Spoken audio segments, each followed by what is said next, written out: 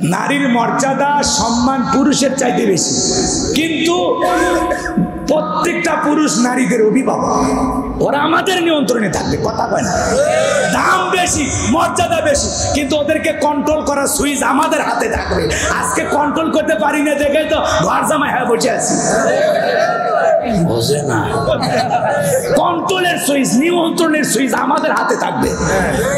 আজকে বুক ছাড়িয়ে দিয়ে থুসি, ফ্যাশন করে ঘুরতেছে।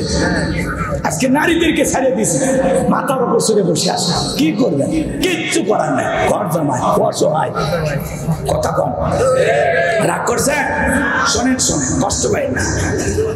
1 নাম্বার, মায়ের মর্যাদা বাড়ার পেছনে কারণ কি? মা সন্তান গর্ভধারণ করে। 2 নাম্বার, প্রসবের যে যন্ত্রণা, সন্তান ডেলিভারির যে কষ্ট, এই যন্ত্রণাটা মা পায়, বাবা পায় না। বুঝলেন? 3 নাম্বার, মা সন্তানকে দুধ পান করায়, বাবা করায় না। এই জন্য রাসূল 3 বার মায়ের কথা বললেন। কথা কি ক্লিয়ার? আপনারা আশ্চর্য করেন না যে মায়ের মর্যাদা বেড়ে গেছে, আমরা কি বাবার সন্তানের প্রতি স্যাক্রিফাইস ত্যাগ কোনো অংশেই কম নয়। বাবারও সম্মান মর্যাদা অনেক। আল্লাহু আকবার বলে। ভালো করে বুঝবেন, মাজার কোনো সুযোগ নাই। এই যে সজন ভাই বাবাকে হারিয়েছেন, উনি জানে একটা বাবা সন্তানের জন্য বড় বৃক্ষের ছায়ার মতো। যতদিন বাবা বেঁচে থাকে, এই বাবা নামের মানুষটার মতো প্রিয় মানুষ হবে না। বাপের হোটেলে খাওয়ার মতো শান্তি দুনিয়াতে নাই। কথা কোন ঠিক কিনা? এই জন্য ভালো করে বোঝার চেষ্টা করবেন। বাবা মাথার ঘাম পায়ে ফেলে মাঠে কাজ করে, ঘাটে কাজ করে, রিক্সা চালায়, ভ্যান চালায়, বাবা পরিশ্রম করে, বাবার দেহের সুন্দর চামড়াগুলো রোদে পুড়ে কালো হয়ে যায়। আপনারা সবাই কেমন আছেন? দাঁড়িয়েছেন, কষ্ট পাচ্ছেন, তাদের জন্য একটু যদি বসার ব্যবস্থা করা যায়। কর্তৃপক্ষের যুবক ভাইদেরকে অনুরোধ করব, যদি পারেন একটু বসার জায়গা দেন। এর আগে সরাসরি 2-1টা মাহফিলে মনে হয় আপনারা আমার আলোচনা শুনেছেন, তাই না? কই শুনছিলেন? পায়রাডাঙ্গা কোন সূরা? সূরাল মুমিনুন। মাশাআল্লাহ। আর কোন জায়গায়? গোয়াতখালী, ওই যে জি জি জি, ওই জায়গায় কোন সূরা? ভুল হচ্ছে না? সূরা হজ। মাশাআল্লাহ, মনে আছে। তোমার ধন্যবাদ, পুরস্কার দেওয়া দরকার তোমার। আচ্ছা, এই 2টাই তো শুনছেন এবছরে নাকি? আর কই শুনছেন? কি? হারিখালি, যদুনা, কয়েকদিন আগে আসছিলেন তাই না? ওই জায়গায় সূরা কাউসার। তাহলে 3টা শুনছেন, ঠিক আছে। আমি সালাম দিয়ে আলোচনা শুরু করছি, আশা করছি সকলে সালামের জবাব জোরে সরে দেবেন। আসসালামু আলাইকুম ওয়া রাহমাতুল্লাহি ওয়া বারাকাতুহু। ইন্নাল হামদালিল্লাহি লাকুমিল্লাযী খালাকাল ইনসানা ওয়া কাররামা ওয়া 'আল্লামাহু মিনাল বায়ানি মা লাম ইয়া'লাম। ফাসুবহানাল্লাযী লা ইহসা ইমতিনানুহু বিল লিসানি ওয়া লা বিল কলম। নাশহাদু আল্লা ইলাহা ইল্লাল্লাহু ওয়াহদাহু লা শারীকা লাহু ওয়া নাশহাদু আন্না সাইয়্যিদানা ওয়া সানাদানা ওয়া হাবিবানা ওয়া মাওলানা মুহাম্মাদান আবদুহু ওয়া রাসূলুহু الذي أرسله بالحق بشيرا ونذيرا وداعيا إلى الله بإذنه وسراجا وقمرا منيرا فقد قال الله تعالى في كلامه المجيد وفي فرقانه الحميد সকল জবান से मोहब्बत आवाज से पढ़ो अऊज़ु बिल्लाहि मिनश शैतानिर रजीम बिस्मिल्लाहिर रहमानिर रहीम ইয়া বুনাইয়া আকিমিস সালাতা ওয়া আমুর বিল মা'রুফ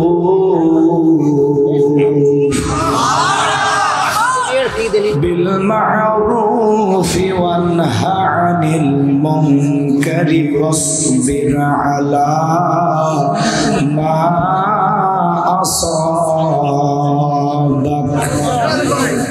إن ذلك من عزم الأمور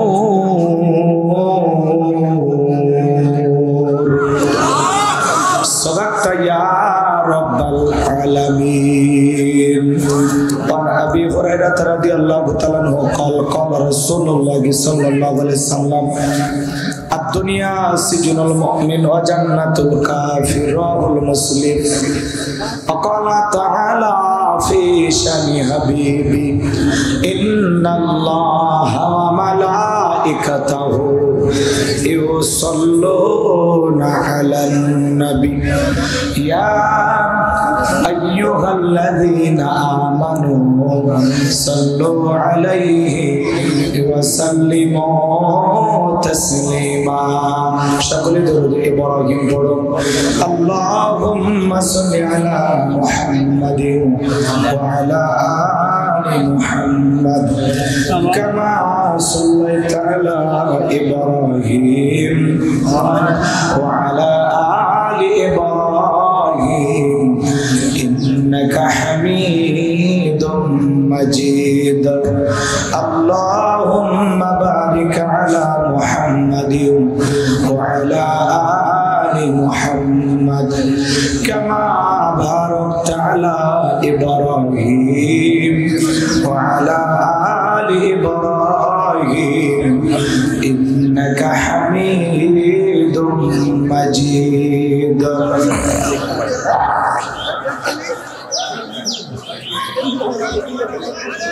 মুসলিম মোরা ঘুমিয়ে পড়েছি বিবেকে জলসা তালা রক্ত মদের হয়েছে শিথিল পাপে অন্তর কালা আসছে পথে আধার নেমে তাই বলে কি রইবি থেমে বাড়ে বাড়ে জ্বলবে বাতি হয়তো বাতি জ্বলবে না তাই বলে তো ভিড়র মতো বসে থাকলে চলবে না। মুসলিম আমি সংগ্রামী আমি চিররণবীর আল্লাহকে সারা কাউকে মানি না নারায়ে তাকবীর। মুসলিম জাগে কারবালাতে কঠিন শপথ পড়ে সেই মুসলিম চিরোত্তম তাই তো একত্রে শপথ নিলাম আল্লাহ রাজ গড়ব এবার চির শান্তি সুখের নীর আল্লাহকে সারা কাউকে করি না ভয় নারায়ে তাকবীর। কইরে খালেদ কইরে ওমর এসেছে নতুন বদর কইরে খালেদ কইরে ওমর এসেছে নতুন বদর কোথারে দেখবে বিজয়ী তরুণ মুজাহিদ আবারও কি গাইতে হবে ঘুম ভাঙানো গীত আবারও কি গাইতে হবে ঘুম ভাঙানো গীত। লা ইলাহা ইল্লাল্লাহ জোরে লা ইলাহা ইল্লাল্লাহ জোরে লা ইলাহা ইল্লাল্লাহ জোরে লা ইলাহা ইল্লাল্লাহ জোরে লা ইলাহা ইল্লাল্লাহ জোরে লা ইলাহা ইল্লাল্লাহ। যার দিলে আছে আমার আল্লাহর ভয় যার মনে আছে আমার আল্লাহর ভয় আল্লাহ আল্লাহ সব সময় তাহার নিদেরা ভালো লাগে না এই দুনিয়া ভালো লাগে না ভালো লাগে শুধু ইল্লাল্লাহ লা ইলাহা ইল্লাল্লাহ জোরে লা ইলাহা ইল্লাল্লাহ। ফুলের বুকে থাকলে মধু মোর যেমন আসে, কোরআনের জ্ঞান থাকলে বুকে সবাই ভালোবাসে। লা ইলাহা ইল্লাল্লাহ, জোরে লা ইলাহা ইল্লাল্লাহ, লা ইলাহা ইল্লাল্লাহ মুহাম্মাদুর রাসূলুল্লাহ। জবান সে একবার কে বলছে সাল্লাল্লাহু আলাইহি ওয়াসাল্লাম। বাংলাদেশের ঐতিহ্যবাহী যশোর জেলার চিকরগঞ্জ থানার অন্তর্গত বাইসা চাঁদপুর যুব সমাজের উদ্যোগে আজকের তৃতীয় বার্ষিক তাফসীরুল কোরআন মাহফিলের সম্মানিত সুযোগ্য অনারেবল প্রেসিডেন্ট, শ্রদ্ধাভাজন ব্যক্তিত্ব, আপনাদের প্রিয় মানুষ যারা মোহাম্মদ আব্দুর রহমান সাহেব, আল্লাহ পাক তার গোলামকে হায়াতে তৈয়বা সিয়াতে কলিয়ে দান করুন, সারাটা জীবন দ্বীনের খিদমতের জন্য কবুল করুন, সকলে বলুন আমিন। আজকের মাহফিলের সম্মানিত প্রধান অতিথি, বিশিষ্ট রাজনীতিবিদ, সমাজসেবক, সম্মানিত চেয়ারম্যান জননেতা জনাব মোহাম্মদ মনিরুল ইসলাম সাহেব, আল্লাহ পাক তার গোলামকে হায়াতে তৈয়বা সিয়াতে কলিয়ে দান করুন, সকলে বলুন আমিন। আমার পাশে উপস্থিত সম্মানিত ভাইস চেয়ারম্যান, আপনাদের প্রিয় মানুষ জনাব মোহাম্মদ সেলিম রেজা, আল্লাহ পাক তার গোলামকে জনগণের খেদমতের জন্য কবুল করুন, সকলে বলুন আমিন। ভাইয়ের স্বপ্নকে আল্লাহ পূরণ করুন, জোরে বলুন আমিন। আজকের মাহফিলের বিশেষ আলোচক বৃন্দ, আলোচকদেরকে ধন্য করেছেন হযরত মাওলানা আতিউর রহমান সাহেব, আল্লাহ পাক তার গোলামের কণ্ঠ দ্বীনের জন্য কবুল করুন, সকলে বলুন আমিন। মাহফিলের সার্বিক ব্যবস্থাপনায়, পরিচালনায় জনাব আখতারুজ্জামান সুজন ভাই অক্লান্ত পরিশ্রম করেছেন, তার বাবাকে হারিয়েছেন, বাবার লাশটা এখন পর্যন্ত দেশে পৌঁছায় নাই। ব্যথিত হৃদয় নিয়ে, ভরাক্রান্ত মন নিয়ে আমার ভাই মাহফিলের বাগানটি সাজিয়েছেন। অনেক বাধা, অনেক ঝড় এই মাহফিল বাস্তবায়ন করতে গিয়ে এসেছে। গত 10 তারিখে ফেব্রুয়ারিতে হওয়ার কথা ছিল, যদি হইতো তাহলে হয়তো ভাইয়ের এতটা ক্ষতিগ্রস্ত হতেন না। একটি মাহফিল দ্বিতীয়বারের মতো আলোচনা আয়োজন করতে গিয়ে তাদের অনেক কষ্ট হয়েছে।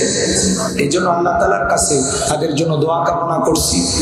আল্লাহ পাক যেন সুজন ভাই সহ যে সমস্ত ভাইয়েরা দিন রাত পরিশ্রম করেছেন, স্বেচ্ছাসেবকের দায়িত্ব পালন করেছেন, অর্থ দিয়ে, বুদ্ধি দিয়ে, পরামর্শ দিয়ে এই মাহফিলে সার্বিক সহযোগিতা করেছেন, সবাইকে আল্লাহ পাক যেন দুনিয়া আখিরাতের উত্তম জাযা দান করেন, সকলে বলুন আমিন।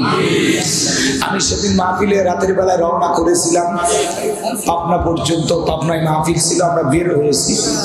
পরে শুনলাম এখানে নাকি একটু ঝামেলা হয়েছে, মারামারি, নানান ধরনের। যাই কি হয়েছে আল্লাহ ভালো জানে, আমি তো আর জানি না। তারপরে ওখান থেকে আমি ফেরত গেছি। এই জন্য এরপরেও যে আমার ভাইয়েরা পিস্তা হন নাই, অনেক কষ্ট করে আয়োজন করেছে। বিশেষ করে আমার সুজন ভাই তার বাবাকে হারিয়েছে। আমরা আল্লাহ তাআলার কাছে দোয়া করছি, আল্লাহ পাক যেন তার বাবাকে তার জীবনের ত্রুটিগুলো মাফ করে দিয়ে জান্নাতি মানুষ হিসেবে কবুল করেন, সকলে বলুন আমিন। জান্নাতের মেহমান হিসেবে কবুল করেন, সকলে বলুন আমিন। মঞ্চে উপস্থিত সম্মানিত গোলাম ইকরাম, সামনে বসা পিতৃসমতুল্য মুরব্বী বাবাজিরা, কলিজার টুকরা প্রাণপ্রিয় যুবক ভাইরা, ছোট ছোট সোনামানিকেরা, পর্দার আড়ালে সম্মানিত বলা সরলা আবেদা সালেহা মা বোনেরা, প্রশাসনের সম্মানিত পুলিশের ভাইয়েরা, ডিবির ভাইয়েরা, যাত্রী বিবেক প্রিয় সাংবাদিক বন্ধুগণ, বিভিন্ন রাজনৈতিক দলের সম্মানিত নেতা কর্মী ভাইয়েরা, সবাইকে আরেকটিবার সালাম দিচ্ছি। আশা করছি সকলে সালামের জবাব জোরে সোরে দেবেন। আসসালামু আলাইকুম ওয়া রাহমাতুল্লাহি ওয়া বারাকাতুহু। আমরা শুকরিয়া আদায় করতেছি সেই মহান মনিবের দরবারে যে আল্লাহ পাক সুবহানাহু ওয়া তাআলা অত্যন্ত দয়া করে, করুণা করে, মায়া করে, মহব্বত করে, ভালোবেসে পছন্দ করে অত্র এলাকা থেকে গণে গণে গুণান্বিত করে, যাচাই বাছাই করে শুধুমাত্র কেবলমাত্র কোরআনুল কারীমের মহব্বতে আজকের মাহফিলে আসার বসার সুযোগ দান করেছেন। সে মহান রবের দরবারে সিজদাবনত চিত্তে কালিমাত শুকর আদায় করে পড়ছি আলহামদুলিল্লাহ। হয় নাই কৃপণতা অলসতা দূর করে মুসলমান হিসেবে সিংহের মতো বাঘের মতো গর্জন করি আল্লাহ দেয়া জবান দ্বারা দুইটা ঠোঁট নাড়া শরীরের সবটুকু শক্তি উজাড় করে চিৎকার মেরে বলুন আলহামদুলিল্লাহ। বলুন রব্বানা লাকাল হামদ হামদান কাসীরান তাইয়িবান মুবারাকান ফীহি। লক্ষ কোটি দরুদ সালাম মানবতার শ্রেষ্ঠ বন্ধু বিশ্বনবী বিশ্বনেতা যিনি আইয়ামে জাহিলিয়াতের যুগে আগমন করে অসংখ্য মানুষগুলোকে সভ্য বানিয়েছেন, অভদ্র মানুষগুলোকে ভদ্র বানিয়েছেন, কোরআন নামের সংবিধান দিয়ে কোরআনের রাজ কায়েম করে সোনালী যুগ উপহার দিয়ে মদিনার পাক ভূমিতে শহীদ আছেন। সে রাসূলের প্রতি কলিজা ভরা মহব্বত নিয়ে পড়ছি দরুদ সালাম সকলেই পড়ুন সাল্লাল্লাহু আলাইহি ওয়াসাল্লাম। সম্মানিত ভাইরা, আজকের এই প্রোগ্রামে আসতে পেরে বুঝতে পেরে আপনারা খুশি না বেজার? কারা কারা বেজার দুই হাত তুলে দেখান তো দেখি। আপনারা বেজার? চাচা মন খারাপ করছেন? না বুঝে তুলেছেন, তাই না? ভুল তো মানুষেরই হয়। এই জন্য খালি জোশ থাকলে হবে না, জোশের সাথে হুশও থাকা লাগবে। এই জন্য আমাদেরকে বলা হয় হুজুকিয়া বাঙালি গুজাবে বাঙালি। যাই কয় আইরে সেই দিকে যাইরে, বোঝা সোজা নাইরে, লাঠি পিটা খাইরে। মার খাওয়ার পরে হুশ এই কাম করছিলাম। আজকের প্রোগ্রামে আসতে পেরে বসতে পেরে কারা কারা খুশি, মুখে নিয়ে হাসি, আওয়াজ দেবে বেশি। আল্লাহ নামের এমন একটি স্লোগান দেবেন, এলাকায় যদি কোনো ইসলাম বিরোধী উই পোকা, সার পোকা, তেলা পোকা থাকে, ওদের কলিজায় যেন কম্পন সৃষ্টি হয়। এমন আওয়াজ তুলতে রাজি আছেন যারা? বীর মুসলমানের মতো দুটি হাত টান টান করে তুলে দেখান তো তারা। লিল্লাহি তাকবীর, লিল্লাহি তাকবীর। আল কোরআনের আলো, আল হাদিসের আলো, দুনিয়ার মুসলিম। আমার নেতা তোমার নেতা, আমার নেতা। লিল্লাহি তাকবীর। আল কোরআনের আলো, আল হাদিসের আলো, দুর্নীতির আলো। অনেকে চোখে তালে বলে ফেলেছেন দুর্নীতির আলো ঘরে ঘরে যান। বাংলাদেশে দুর্নীতি দমন কমিশন আছে না নাই? এরপরে দুর্নীতি কমেছে নাকি ডিজিটাল কায়দায় বেড়েই চলেছে? দিন যত বাড়াচ্ছে দুর্নীতি পাল্লা তত ভারী হচ্ছে, কথা বলে ঠিক কিনা? আমরা চাই আমাদের প্রিয় মাতৃভূমি বাংলাদেশ দুর্নীতি মুক্ত আল্লাহ কবুল করেন, চিল্লা বলুন আমিন। আমরা চাই আমাদের বাংলাদেশ মাদক মুক্ত আল্লাহ কবুল করেন, চিল্লা বলুন আমিন। আমরা চাই আমাদের বাংলাদেশ যৌতুক মুক্ত আল্লাহ কবুল করেন, চিল্লা বলুন আমিন। আমরা চাই আমাদের বাংলাদেশ নাস্তিক মুক্ত আল্লাহ কবুল করেন, চিল্লা বলুন আমিন। সম্মানিত ভাইরা, আমার ভূমিকা লম্বা কথা নয়, সরাসরি মূল আলোচনায় প্রবেশ করতে চাই। তারপরে দু একটি কথা না বললেই নয়। আমরা যত জায়গায় করণের কথা বলতে যাই, বলে হুজুর সাবধানে আলোচনা করবেন, ভুলে যাবেন না এলাকা কার। ওদের কথার সাইজ শুনে মনে হয় এলাকা ওদের বাবা। আওয়াজ দিলে পুরুষের মতো দেবেন, আমি করবো আওয়াজ, আপনারা দেবেন আওয়াজ, জবাব দিবেন ঠিক ঠিক। আলোচনা হবে কমপ্লিট, শ্রোতাদের স্পিরিটে বাড়ে বক্তার হিট, আলোচনা হবে জায়গা মতো ফিট। কিছু আছে প্যান্ডেলে, কিছু আছে অ্যাঙ্গেলে, জ্ঞানী লোকের জন্য ইশারায় যথেষ্ট, কথা বলে ঠিক কি না? অনেক জায়গায় ওয়াজ করতে গেলে বলে হুজুর ওয়াজ যা করবেন করবেন, খবরদার রাজনীতির কোনো আলোচনা করবেন না। আপনারাই বলেন তো আমার বাড়ি কোন জেলা? গাইবান্ধা। গরিব এলাকায় বাড়ি দেখে আমার জেলার নামটা নিতে আপনাদের কষ্ট হচ্ছে। একটু জোরে বলেন আমার বাড়ি কোথায়? গাইবান্ধায়। আমি আসছি কোন জেলার? যশোর। বিশ্বাস করেন আমি গাইবান্ধা থেকে যশোরে এসেছি শুধুমাত্র করোনার কথা বলার আশায়, এছাড়া আমার আর অন্য কোনো উদ্দেশ্য নাই, কথা বলে ঠিক কিনা? গাইবান্ধা থেকে যশোরে এসে রাজনীতি করে আমার কোনো লাভ আছে?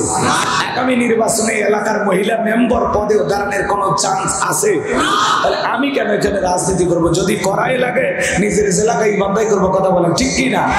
এই জন্য আপনার টেনশন মুক্ত থাকবেন। আমি আপনাদের কথার সাথে একমত। আমি বাংলাদেশের রাজনীতি কোন দলের বক্তা না, আমি রাজনীতি কোনো বক্তব্য দেব না। I will not say political because I am not a leader of any political party. কারণ এখানে সব দলের লোক আছে, আছে না নাই?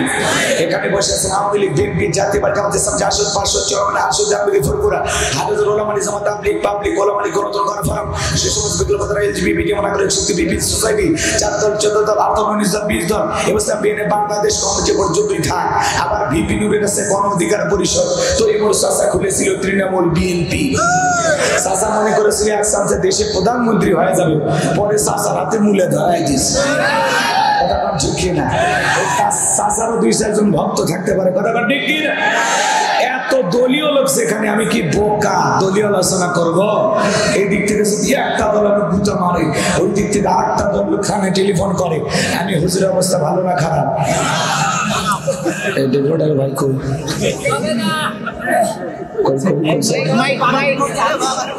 ফাঁকা করো চোট লাগে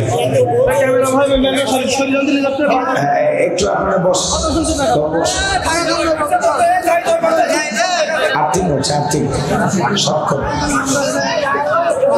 এত দলীয় লোক সেখানে আমি কি বোকা দলীয় আলোচনা করবো কথা বলেন না কেন আজকের মাহফিলে বাংলাদেশের রাজনীতি নিয়ে কোনো আলোচনা করা হবে বলেন জোরে বলেন বাংলাদেশের রাজনীতি নিয়ে কোনো আলোচনা করা হবে না তবে হ্যাঁ আমি যদি কোনো রাজনৈতিক বক্তব্য দেই এই পৃথিবীর শ্রেষ্ঠ রাজনীতিবিদ শ্রেষ্ঠ রাষ্ট্রনায়ক শ্রেষ্ঠ রাষ্ট্রপতি শ্রেষ্ঠ সেনাপতি শ্রেষ্ঠ বৈজ্ঞানিক শ্রেষ্ঠ দার্শনিক শ্রেষ্ঠ বাবা শ্রেষ্ঠ নানা শ্রেষ্ঠ আদর্শ শ্রেষ্ঠ মহামানব রহমাতুল আলামিনের মদিনার আদর্শের রাজনীতির কথা বলবো আমি যদি কোনো রাজনৈতিক বক্তব্য দেই খলিফাতুল মুসলিমিন আমিরুল মুমিনিন হযরত ওমর ফারুকের আদর্শের রাজনীতির কথা বলবো যে ওমর ফারুক আল্লাহর জমিনে আল্লাহর আইনকে প্রতিষ্ঠিত করতে গিয়ে নিজের কলিজার টুকরা ছেলেকে পর্যন্ত সাথ দেয় না কথা বলে ঠিক না সেই মদিনাওয়ালার আদর্শের রাজনীতির কথা শোনার পর আপনাদের আবার চুল কেনে আরম্ভ না কারণ কোরআন হাদিসের হক কথা সবার পেটে হজম হয়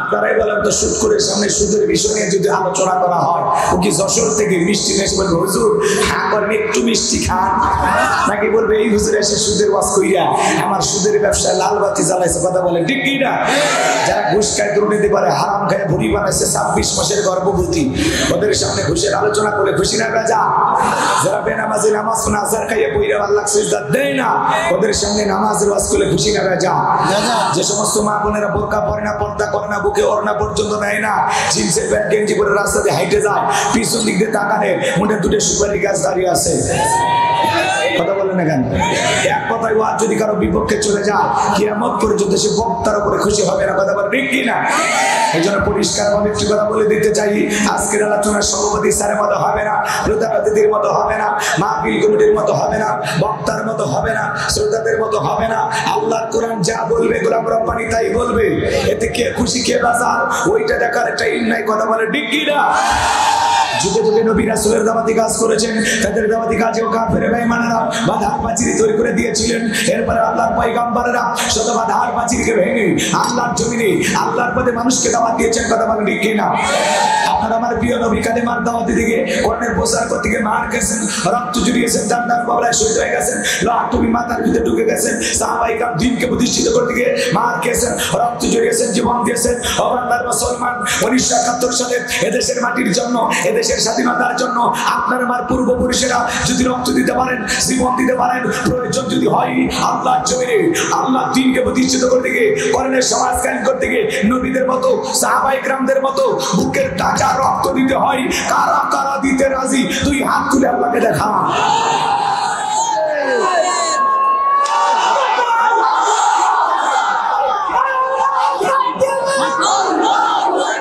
লিল্লাহি তাকবীর সোজা করে টান টান করে তোলে ওই যে মাঝে মাঝে হাত বেঁকে করে তুলেছেন দুই হাত সোজা করা শক্তি নাই আপনি পুরুষ মানুষ দুধ ভিটামিন ক্যালসিয়াম মাঝে মাঝে কিনে খাবেন একেবারে দুর্বল হলে চলতে পারেন হাত সোজা করেন আমার আল্লাহ রাব্বুল আলামিন বলেন ইন্নাল্লাহা আশতারা মিনাল মুমিনিনা আনফুসাহুম ওয়া আমওয়ালাহুম বিআন্না লাহুমুল জান্নাহ সূরা তাওবার 111 নম্বর আয়াতে আল্লাহ পাক জানিয়ে দিলেন নিশ্চয়ই মুমিন বান্দাদের জান মাল আমি আল্লাহ ক্রয় করে নিয়েছি বিনিময়ে দেব জান্নাত বলুন সুবহানাল্লাহ তাহলে বলেন তো বাজান আপনার আমার জীবনের মালিক কে আল্লাহ শিকড়গাছার যুবকেরা ভালো করে বলো তো এই জীবনের মালিক কে আল্লাহ প্রেম করবা আর প্রেমিকাকে ফুল নিয়ে যা ডাইলগ দিবা, এ জীবন তোমার, তুমি শুধু আমার। ওরে হাইব্রিড যুবক, এই জীবনের মালিক কে? আপনার আমার সম্পদের মালিক কে? আল্লাহর দেয়া জীবন, আল্লাহর দেয়া সম্পদ আল্লাহর পথে খরচ করতে রাজি আছেন তো মুসলমান? রাজি আছেন তো ইনশাআল্লাহ? রাজি আছেন তো ইনশাআল্লাহ? বাম হাত আমার শুধু ডান হাত তুলে রাখেন, শুধু ডান হাত। আল্লাহ রাব্বুল আলামিন বলেন ইল্লা সাহাবাল ইয়ামিন ফি জান্নাতি ইয়াতাসালুন, ডানপন্থী যারা জান্নাতের বাগানে থাকবে তারা, ডানপন্থী যারা আল্লাহর প্রিয় তারা বলেন আল্লাহু আকবার। কোন কথা হবে না, কিছুক্ষণ আগেই বলেন হুজুর জীবন দিতে রাজি, রক্ত দিতে রাজি। আপাতত জীবন রক্তর দুইটার কোনোটাই দেয়া লাগবে না, ডান হাতটা পকেটের ভিতর ঢুকে দিয়া সে যা পারেন যতটুকু পারেন এই তাফসীর মাহফিলের জন্য প্রাণ ভরে দান করবেন। সোজা ডান হাত পকেটে দেন, আমিও দিচ্ছি। নিজের পকেটে হাত দেন, অন্য কারো পকেটে হাত দিয়ে পকেট মেরে বলে বাড়ি খাইন না। সবাই পকেটে হাত দেন, সবাই পকেটে হাত দেন, আমিও দিচ্ছি। দেন দেন, সবাই পকেটে হাত দেন, সবাই পকেটে হাত দেন। ছেলে পেলে যারা আসো ব্যাগ নিয়ে, রুমাল নিয়ে, চাদর নিয়ে, যার কাছে যা আছে তাই নিয়ে মাঠে নামো, খেলা হবে, খেলা হবে। সবাই দেন, সবাই পকেটে হাত দেন, সবাই পকেটে হাত দেন। 10, 20, 50, 200, 100, 500, 2000, 5000, 10,000, 1 লাখ, 2 লাখ, যে যা পারেন আল্লাহর ওয়াস্তে পকেটে হাত দিয়ে টাকা বের করে দেন। খবরদার কেউ যেন আমার বিনিময় দিন না। 2014 সালে ওয়াজ করতে গেছিলাম রংপুর তারাগঞ্জ, ওই জায়গায় কালেকশন চলতেছিল। একজন ব্যাগের ভিতর দিয়েছে 2 প্যাকেট বিড়ি, দিয়ে লেগে দিয়েছে 1 প্যাকেট মাহফিল কমিটির আর 1 প্যাকেট বক্তা। কত বড় দুষ্ট চিন্তা করেন, এরকম দুষ্টমি করা যাবে না। সবাই পকেটে হাত দিয়ে আল্লাহর রাস্তায় টাকা দেন, সবাই দেন, সবাই দেন। আচ্ছা এই যে ছোট করে একটা বাউন্ডারি দিয়ে যে গাছ দেখা যাবে, কি কবর? আই রে বাবা, এটা দেখেন কবরে চলে গেছে, আমাদেরকেও যেতে হবে। একটু ভয় করেন, ভয় করেন, আল্লাহকে ভয় করেন। মহিলা সবাই একটু প্রাণ করে দান করেন, মহিলা প্যান্ডেলে লোকজন পাঠিয়ে দেন। আমার মা বোন যারা বসেছে না, মা আমি জানি যশোরের মা বোনদের হাতের রান্না যেমন ভালো, মনটা তার সাথে বেশি ভালো। আল্লাহ মা বোনদেরকে বেশি করে দান করা তৌফিক দান করুন, জোরে বলেন আমিন। মহিলা প্যান্ডেল আমার মা বোন যারা আলোচনা শুনছেন, মা আপনারা দিলটা নরম করে দান করবেন। মা বোনদের ভিতরে চলে গেছে চাদর, বোরকার পকেট থেকে করে দেন হালকা করে একটু আদর। মা বোনদেরকে আল্লাহ বেশি করে দান করা তৌফিক দান করুন, জোরে বলেন আমিন। ভাই আমার হাতে 2, 4, 5, 10,000 যারা দিবেন, 500, 1000 টাকা দিবেন, দেন। আমি মুসাফির দিল থেকে দোয়া করে দেবো। আল্লাহ তোমার একজন বান্দা 100 টাকা, আরেকজন 200 টাকা, আরেকজন 100 টাকা। আল্লাহ তাআলা আরেকজন দান করেছে 10, তার 14 গোষ্ঠীকে জান্নাতে দিয়ে ফসা ফস মারহাবা কর। আরেকজন 100 টাকা, আরেকজন 100 টাকা, আরেকজন দান করেছে 40, তার আত্মীয় স্বজনকে খাওয়াই জান্নাতে 40। আরেকজন দান করেছে 220, আল্লাহ তার 14 গোষ্ঠীকে জান্নাত দিস। তাহলে ফুটছে দেন হুজুর, আল্লাহ কবুল করে, জোরে বলেন আমিন। ভাই তারা যারা দিবেন তাড়াতাড়ি দেন, সময় কম। প্রতিপক্ষের ভাইয়েরা অনেক কষ্ট করেছেন, তাদের অনেক টাকা পয়সা খরচ হয়ে গেছে। একটু 10 লাখ টাকার বোঝা, সবাই একটু সহযোগিতার হাত বাড়াবেন। একটা প্রোগ্রাম 2 বার আয়োজন করতে গিয়ে তারা অর্থনৈতিক ভাবে অনেক টাকা ক্ষতিগ্রস্ত হয়েছেন। একটু দয়া করে আপনারা সহযোগিতার হাত বাড়াবেন, যাতে আগামী বছর আরো কোনো দেশ বরণ আলেমদেরকে নিয়ে আসা আপনাদেরকে কথা শুনাইতে পারে। গত বছরে আব্দুল্লাহ আলামিন ভাই আসছিল, তাই না? চমৎকার কথা বলেছেন, যার কণ্ঠের মাঝে আমরা কোরআনের ময়না পাখি আল্লামা সাইদি হুজুরের সুর শুনতে পাই, তাই না? আব্দুল্লাহ আলামিন ভাই চমৎকার কথা বলেন। বগুড়া জেলা কৃতি সন্তান, সারা বাংলাদেশে যার সুনাম সুখে দিন, যদিও তিনি ঢাকায় থাকেন, কথা বলেন ঠিক কিনা? এই জন্য আমাদের আব্দুল্লাহ আলামিন ভাইয়ের জন্য দোয়া করবেন। উনি আমার অত্যন্ত শ্রদ্ধাভাজন একজন বড় ভাই, তার জন্য দোয়া করব। কোরআনের ময়না পাখির যোগ্য উত্তরসূরি হিসাবে হযরত মাওলানা আব্দুল্লাহ আলামিন ভাইকে আল্লাহ যেন কবুল করেন, জোরে বলেন আমিন। আরো জোরে কোন আমিন। জি এবছরে আমি আসছি, এই যে সুজন ভাইয়ের যেভাবে স্বপ্ন দেখতেছি, উনি ভবিষ্যতে আরো বড় বড় আলেমদেরকে নিয়ে এসে এই গ্রামের মানুষকে কোরআনের কথা শোনাবেন ইনশাআল্লাহ। জি আল্লাহ পাক সুজন ভাইয়ের আয়োজনকে কবুল করেন। ছেলে পেলে গেছে ভাই 10 লাখ টাকার বোঝা, 20 টাকা দিয়ে হলে সহযোগিতা করেন, 50, 100 টাকা যা পারেন দেন। ভাই আমার হাতে 500, 1000 টাকা দেওয়ার মতো কেউ নাই, দেন বাজান দেন। আমি মুসাফির দিল থেকে দোয়া করে দেবো, দেন পকেটে হাত দেন। এলাকার গণ্যমান্য ব্যক্তিবর্গ যারা আছেন পকেটে হাত দেন। হ্যাঁ, যারা ব্যাগ নিয়ে রুমাল নিয়ে কালেকশন করতেছেন দয়া করে টাকাগুলো মঞ্চে পাঠিয়ে দেবেন, সব টাকা মঞ্চে পাঠিয়ে দেবেন। মা বোনদের ভিতরে লোকজন কালেকশন করতেছেন, আমার মা বোনেরাও দিবেন। যারা রাস্তায় দাঁড়িয়ে আছেন, কাঁঠাল গাছের নিচে দাঁড়িয়ে আছেন, সবার কাছে যাবেন, সবার কাছে যাবেন।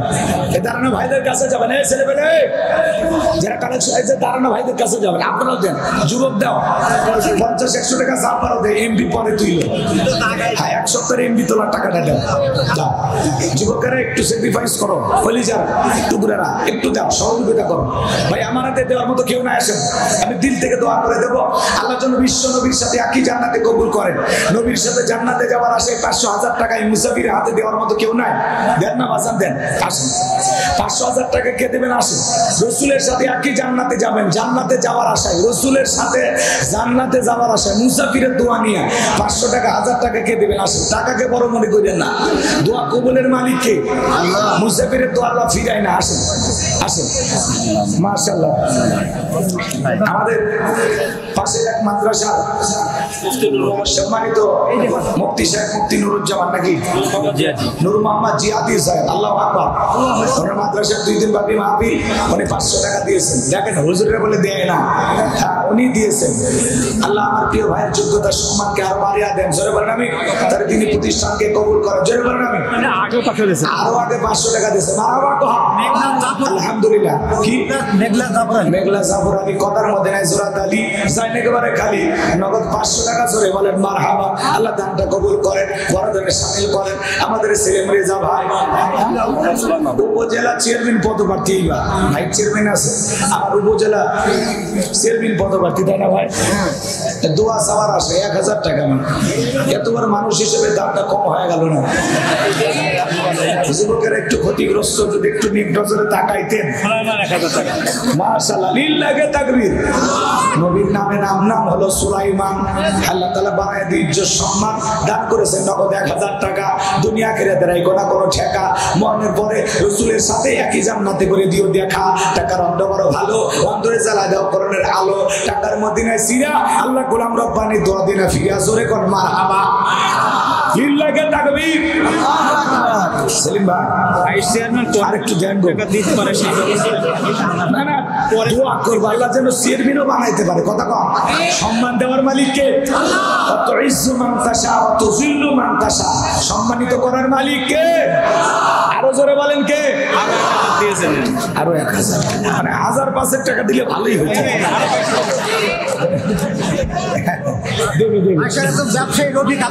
আমাদের ছেলে পেজা ভাই 2000 দেশের যুবকদের পাশে থাকবেন, আল্লাহ কবুল করেন। জোরে বলেন রবি ব্যবসায়ী আল্লাহর বান্দা 200 টাকা। জোরে বলেন মারহাবা।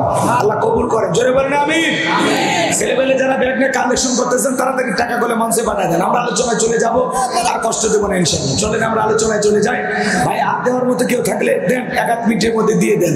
মা বোনদের ভিতরে কালেকশন চলতেছে, সবাই একটু দেন। আজকে আমি আপনাদের সামনে নতুন একটি বিষয় নিয়ে আলোচনা করবো ইনশাআল্লাহ। যারা দিবেন তাড়াতাড়ি দেন, 5টা পর্যন্ত থাকবেন। লোক দেয় না, ওই পাশে কেউ নেয় না। হাইরে যুবকেরা দেওয়ার জন্য রেডি হয়ে আছে, যায় না রে। এই কমিটির লোকজন গেল কো? এই দাঁড়ানো ভাইদের কাছে যান, যুবকেরা টাকা নেয়। আরে আরে, বউকে কতটা ভালোবাসে একজন স্বামী, তার প্রিয়তমা স্ত্রী অসুস্থ। দেখেন স্বামী তার বউকে কত ভালোবাসে। আরে পাগলি গুলো বোঝে না। স্বামীও এদিকে খেয়াল করেন, স্ত্রী অসুস্থ, স্বামী দোয়া আছে, বলে হুজুর আমার বউকে যেন আল্লাহ সুস্থতা দান করে, একটু দোয়া করেন। আমি মুসাফির দোয়া করি আল্লাহ তার প্রিয়তমা স্ত্রীকে শেফায়ে কামিলা আজিলা দান করেন, সুস্থতার নিয়ামত দিয়ে ধন্য করেন। জোরে বলেন আমি। কি সৌদি প্রবাসী 200 টাকা মান ইজ্জত তুলো না। কই গেল? সৌদি প্রবাসী ভাই আসলে ওই দেশে গেছে না একদিন, অনেকদিন আগে গেছিল,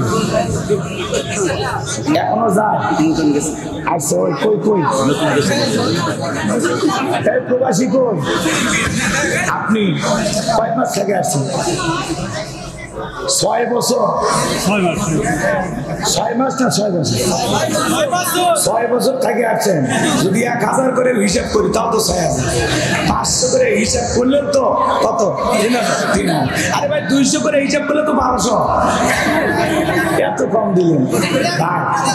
1000 টাকা দেন না গো। দোয়া করে দেবে, আল্লাহ কবুল করেন। জোরে বলেন আমি। বিদেশে থাকে একটু দোয়া করবো, বিদেশি যারা প্রবাসী এদের ইনকামের টাকাও বেশি, এদের মনটাও বড়, কথা কয় না। হ্যাঁ, বিদেশে থাকে তো থাকতে থাকতে দয়া মায়া বেশি, অন্তরে দিনটা নরম হয়ে যায়। আল্লাহ কবুল করেন, জোরে বলেন আমি। এই টাকাগুলো নেন, প্রতিপক্ষের ভাইরা নেন। ভাই দেওয়ার মতো আর কেউ আছেন? দিলে দেন, না দিলে আমরা আলোচনায় চলে যাই। উপজেলা চেয়ারম্যান সাহেব আসেনি, উনি হয়তো কিছু টাকা দেবেন। যে লাইনে ব্যাগ যান, এই যে এই লাইনে যুবকেরা কই, আপনার ছেলেবেলে কই? চলেন আমরা আলোচনায় চলে যাই, আর কষ্ট দেবো না। এদিক খেয়াল করেন,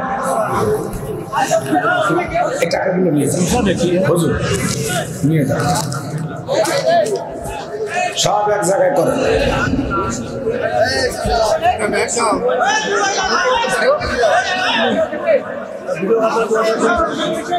বাবারে এত গরম হইন না। আচ্ছা বুঝতে পারছি, ক্যামেরার কারণে একটু কষ্ট হয়, তাই না? এই মঞ্চ গুলো যারা সাজাবেন কর্তৃপক্ষের বাইরে দোতলা করবেন, দোতলা বোঝেন তো নাকি? একটু উঁচু করবেন, তাহলে যারা শ্রোতা আসবে এদের দেখতে কষ্ট হবে না। এটা যদি আরেকটু উঁচু হইতো, ভালো করে বোঝেন, এই মাইক যে জায়গায় আসে এত পর্যন্ত যদি উঁচু হইতো, অথবা টেবিল পর্যন্ত যদি উঁচু হইতো, তাহলে তার উপরে সিয়ার, তার উপরে আমি, কত লম্বা হয়ে যেতাম। হ্যাঁ, প্রথম আসমানের কাছাকাছি যাওয়ার মতো নাকি কোন? তো এই জন্য আপনারা একটু মেহরবানি করে মঞ্চগুলো উঁচু করবেন, যাতে দূর থেকে মানুষ বক্তাকে দেখতে পায়। একটা বক্তাকে মাছলাঙ্গের উপর তুলুন, মাছান বোঝেন তো? হ্যাঁ হ্যাঁ, উঁচু মাছান করে না, এরকম করবেন। এরপর থেকে এবার যা হয়েছে হয়েছে, তাহলে ক্যামেরা 500 লাগালে শ্রোতার কোনো কষ্ট হবে না, এইরকম করে দেখবেন।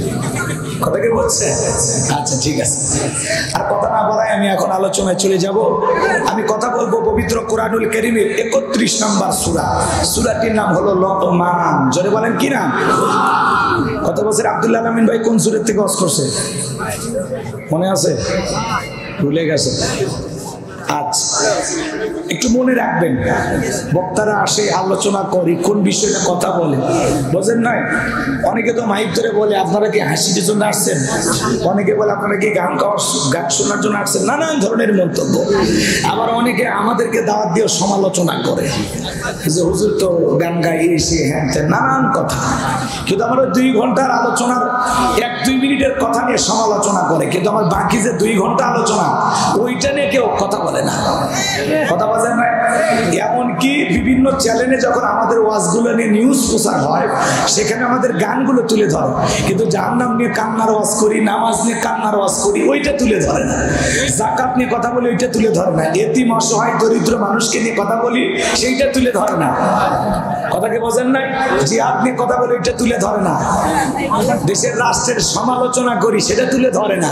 ধরে কি? বক্তারা মঞ্চে বসে গান গায়, কমেডিয়ান বক্তা, কোনো সমস্যা নাই, যা খুশি বলেন। আপনাদের সমালোচনা যাবে পেছন দিক দিয়ে, আমরা আমাদের গতিতে আমাদের গন্তব্যে পৌঁছে যাব ইনশাআল্লাহ। কোনো বাধায় আমাদের পথকে থামাইতে পারবে না ইনশাআল্লাহ। তাহলে সূরার নাম লোকমান। একটু জোরে বলেন, সবাই বলেন আরো জোরে। অনেকে এখনো মুখ খোলেনি, কেন? লোকমান বললে কি সব হবে না গুনাহ হবে? বলেন তো। এটা উত্তরপাড়ার লোকমান না, এই 22 গ্রামের লোকমান না, এটা আল্লাহর একজন পছন্দের গোলাম, লোকমানে হাকিম, একজন জ্ঞানী ব্যক্তি। আল্লাহু আকবার বলেন। এই লোকমানে হাকিম ভালো করে বুঝবেন, এই লোকমানে হাকিম একজন মানুষ, কিন্তু এই মানুষের কথা, জমিনের একজন বান্দার কথা, আসমানের মালিক আল্লাহর কাছে পছন্দ হয়। সুবহানাল্লাহ বলবেন না? আল্লাহ তাআলা লোকমানে হাকিমের কথাগুলোকে এত পছন্দ করেছেন, তার এই কথাগুলো এত ভালো লাগছে যে লোকমানে হাকিমের কথাগুলোকে কোট করে কোরআনুল কারীমের ভিতরে তার নামে একটি সূরা আল্লাহ নাজিল করেছেন। বলেন আল্লাহ। তাহলে জমিনের একজন বান্দা, নবী ছিলেন না, রাসূল ছিলেন না, ছিলেন একজন সাধারণ মানুষ, তার কথা আসমানের মালিক আল্লাহর পছন্দ হয়। তাহলে সেই বান্দা কি কথাগুলো বলেছিলেন আমাদের একটু শোনার দরকার আছে না নাই? আপনি কি আদর্শ বাবা হতে চান? বলেন বলেন, অবশ্যই হতে চান, তাই না? আপনি কি আদর্শ বাবা হতে চান? আপনার সন্তানকে আদর্শ মানুষ হিসেবে গড়ে তুলতে চান? মনে রাখবেন, আদর্শ পিতা হবেন কিভাবে, আপনার সন্তানকে আদর্শ সন্তান হিসেবে গড়ে তুলবেন কিভাবে? তাহলে লোকমানে হাকিমের মতো পিতা হওয়া লাগবে। আর লোকমানে হাকিম তার সন্তানকে যে উপদেশগুলো দিয়েছিলেন, যে সুন্দর কথাগুলো বলেছিলেন, আপনার সন্তানকে এই উপদেশগুলো আপনাকে দিতে হবে। এই জন্য আল্লাহ তাআলা এই কথাগুলোকে কোট করে কোরআনুল কারীমের ভিতরে দিয়েছেন। বলেন আল্লাহু আকবার। সম্মানিত ভাইরা আমার, লোকমানে হাকিম ছিলেন একজন রাখা, কৃতদাস মানুষের বাড়িতে ছাগল চরানোর কাজ করতেন। লোকমানে হাকিমের জীবনের ইতিহাস যদি আমি বলতে চাই 2-2.5 ঘন্টা আলোচনা করে শেষ করা যাবে না। আমি সংক্ষিপ্ত করে আপনাদেরকে বলে দিতে চাই, লোকমানে হাকিম লোকটা দেখতে কালো ছিল, খাটো ছিল, ঠোঁটগুলো ছিল মোটা, যদিও চেহারা কালো, অন্তর ছিল ভালো। তার কথাগুলো আসমানের মালিক আল্লাহর কাছে পছন্দ হলো। এই যে আল্লাহ পাক তার নামে একটি সূরা নাজিল করলো। বলেন আল্লাহু আকবার। মোটা আছে 34, রুকু আছে 4টি। বিশ্বনবীর মক্কার জিন্দেগিতে এই সূরাটি নাজিল হয়েছে। কোরআনুল কারীমের 31 নম্বর সূরা। সূরার নাম লোকমান। জোরে বলেন কি নাম? একটু জবান ছেড়ে সবাই আমার সাথে তেলাওয়াত করুন। আউযু বিল্লাহি মিনাশ শাইতানির রাজিম। বিসমিল্লাহির রাহমানির রহিম। এদিকে খেয়াল করেন, বিতাড়িত মুর্দা শয়তানের কাছ থেকে আল্লাহ পাকের কাছে আশ্রয় প্রার্থনা চাচ্ছি। পরম করুণাশীল দয়ালু আল্লাহ তাআলার নামে শুরু করছি। সূরার নাম লোকমান। জোরে বলেন কি না? শোনেন, ছাগলের পেট থেকে জন্ম নিলে ওটা ছাগলের বাচ্চা, গরুর পেট থেকে জন্ম নিলে এটা গরুর বাচ্চা, ভেড়ার পেট থেকে জন্ম নিলে এটা ভেড়ার বাচ্চা। কিন্তু মানুষের পেট থেকে জন্ম নিলেই ওটা মানুষের বাচ্চা হয় না, ওকে মানুষের মতো মানুষ বানাইতে হয়। কোন মাদ্রাসায় বা শিক্ষা প্রতিষ্ঠানে সন্তানকে ভর্তি করার সময় মা বাবা কি বলে? হুজুর, আমার সন্তানটাকে মানুষ বানাবে। কথা কয় না? তার মানে ও মানুষ হয়নি, ওকে মানুষের মতো মানুষ বানাইতে হবে। কথা বলে ঠিক কিনা? কথাকে বুঝাইতে পারলাম? এই জন্য আপনার সন্তানকে মানুষের মতো কিভাবে গড়ে তুলবেন, আজকের এই বিষয়টা আমি আপনাদের সামনে উপস্থাপন করব। পারিবারিক জীবনে খুবই গুরুত্বপূর্ণ একটি মেসেজ আপনারা আজকের মাহফিল থেকে পাবেন। ইনশাআল্লাহ নিরাশ হয়ে বাড়িতে যাবেন না, কিছু নিয়ে যেতে পারবেন। আর আমরা প্রত্যেকটা মাহফিলে আসবো কিছু জানার আশায়, কিছু শিকার আশায়, কিছু নিয়ে যাওয়ার আশায়। আসলাম বসলাম এমনটা যেন না হয়। এই যে আমাদের ভাই চেয়ারম্যান ভাই বললো, যদি শোনা পর্যন্ত সীমাবদ্ধ না থাকে, আমরা যেন এই কথাগুলো আমল করতে পারি। কথাকে বুঝাইতে পারলাম? আজকের মাহফিল থেকে যদি একটা মানুষও নিজের জীবনটাকে পরিবর্তন করেন, তাহলে এই স্বজন ভাইদের এই কষ্ট, এই আয়োজন সার্থক। কথা বলবি কি? এই জন্য আসুন জীবনকে পরিবর্তন করার জন্য। ওই যে একজন হুজুর মাইক ধরে বললেন, পাশের মাদ্রাসার মুফতি সাহেব, উনি কি বললেন যে আমরা জীবন পরিবর্তন করার জন্য মাহফিলের আয়োজন করেছি। তা আমি সব দিক চিন্তা ভাবনা করে জীবনটাকে কিভাবে পরিবর্তন করা যায়, আগে ঘরটা কিভাবে ঠিক করা যায়, আগে ঘরটা ঠিক করি নাকি বলেন? এরপরে বাইরের পরে আর একদিন কোথাও সুযোগ হলে বাইরে কেমন ঠিক করবে এটা বলবো না ইনশাআল্লাহ। আগে ঘর ঠিক করবো। চলেন, লোকমানে হাকিম তার সন্তানদেরকে যে উপদেশগুলো দিয়েছিলেন, আর লোকমানে হাকিম জমিনের একজন সাধারণ মানুষ, তার সম্মান মর্যাদা বেড়ে যাওয়ার পিছনে কারণ কি? আমরা কি একটু সম্মান মর্যাদার আসনে বসতে চাই না? কথা কন না? আচ্ছা, এতগুলো মানুষ যদি কথা না বলেন, ওয়াজ কি জমবে? আপনারা কি আমার উপরে কোনো কারণে বিরক্ত হয়েছেন? তাহলে একটু কথা বলে সহযোগিতা করেন। আমরা কি সম্মানিত হতে চাই? আল্লাহর পছন্দের গোলাম হতে চাই? তাহলে কিভাবে হব চলেন একটু আজকে বুঝাই দিই। আমার ভাইয়েরা, আল্লাহ রাব্বুল আলামিন বলেন, ওয়ালাকাদ আতাইনা লুকমানাল হিকমাতা আনিশকুর লিল্লাহ ওয়া মান ইয়াশকুরু ফাইন্নামা ইয়াশকুরু লিনাফসিহি ওয়া মান কাফারা ফাইন্নাল্লাহা গনিয়্যুন হামিদ। আল্লাহ রাব্বুল আলামিন বলেন, আমি লোকমানে হাকিমকে হিকমত দিয়েছিলাম, জ্ঞান দিয়েছিলাম এবং বলেছিলাম, লোকমান তুমি আমার শুকরিয়া আদায় করো, লোকমানে হাকিমকে ইলম আর জ্ঞান দিয়েছিলেন কি? আর লোকমানে হাকিম ইলম আর জ্ঞান পাওয়ার পরে শুকরিয়া আদায় করেছিলেন কার? আরো জোরে বলেন। লোকমানে হাকিম শুকরিয়া আদায় করার পরে তার সম্মান মর্যাদা কমেছে না বেড়েছে? এই জন্য আল্লাহ তাআলা বলেন, আমি লোকমানে হাকিমকে হিকমত দিয়েছিলাম, জ্ঞান দিয়েছিলাম এবং বলেছিলাম লোকমান তুমি আমার শুকরিয়া আদায় করো।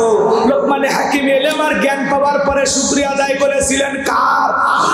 আমার আল্লাহ তাআলা ডেকে বলেন, যারা শুকরিয়া আদায় করে সে তার নিজের জন্য আদায় করে, আর যারা শুকরিয়া আদায় করে না তাদের জেনে রাখা উচিত আমি আল্লাহ অমুখাপেক্ষী, আমি আল্লাহ নিজেই প্রশংসিত। চিৎকার মেরে বলুন সুবহানাল্লাহ।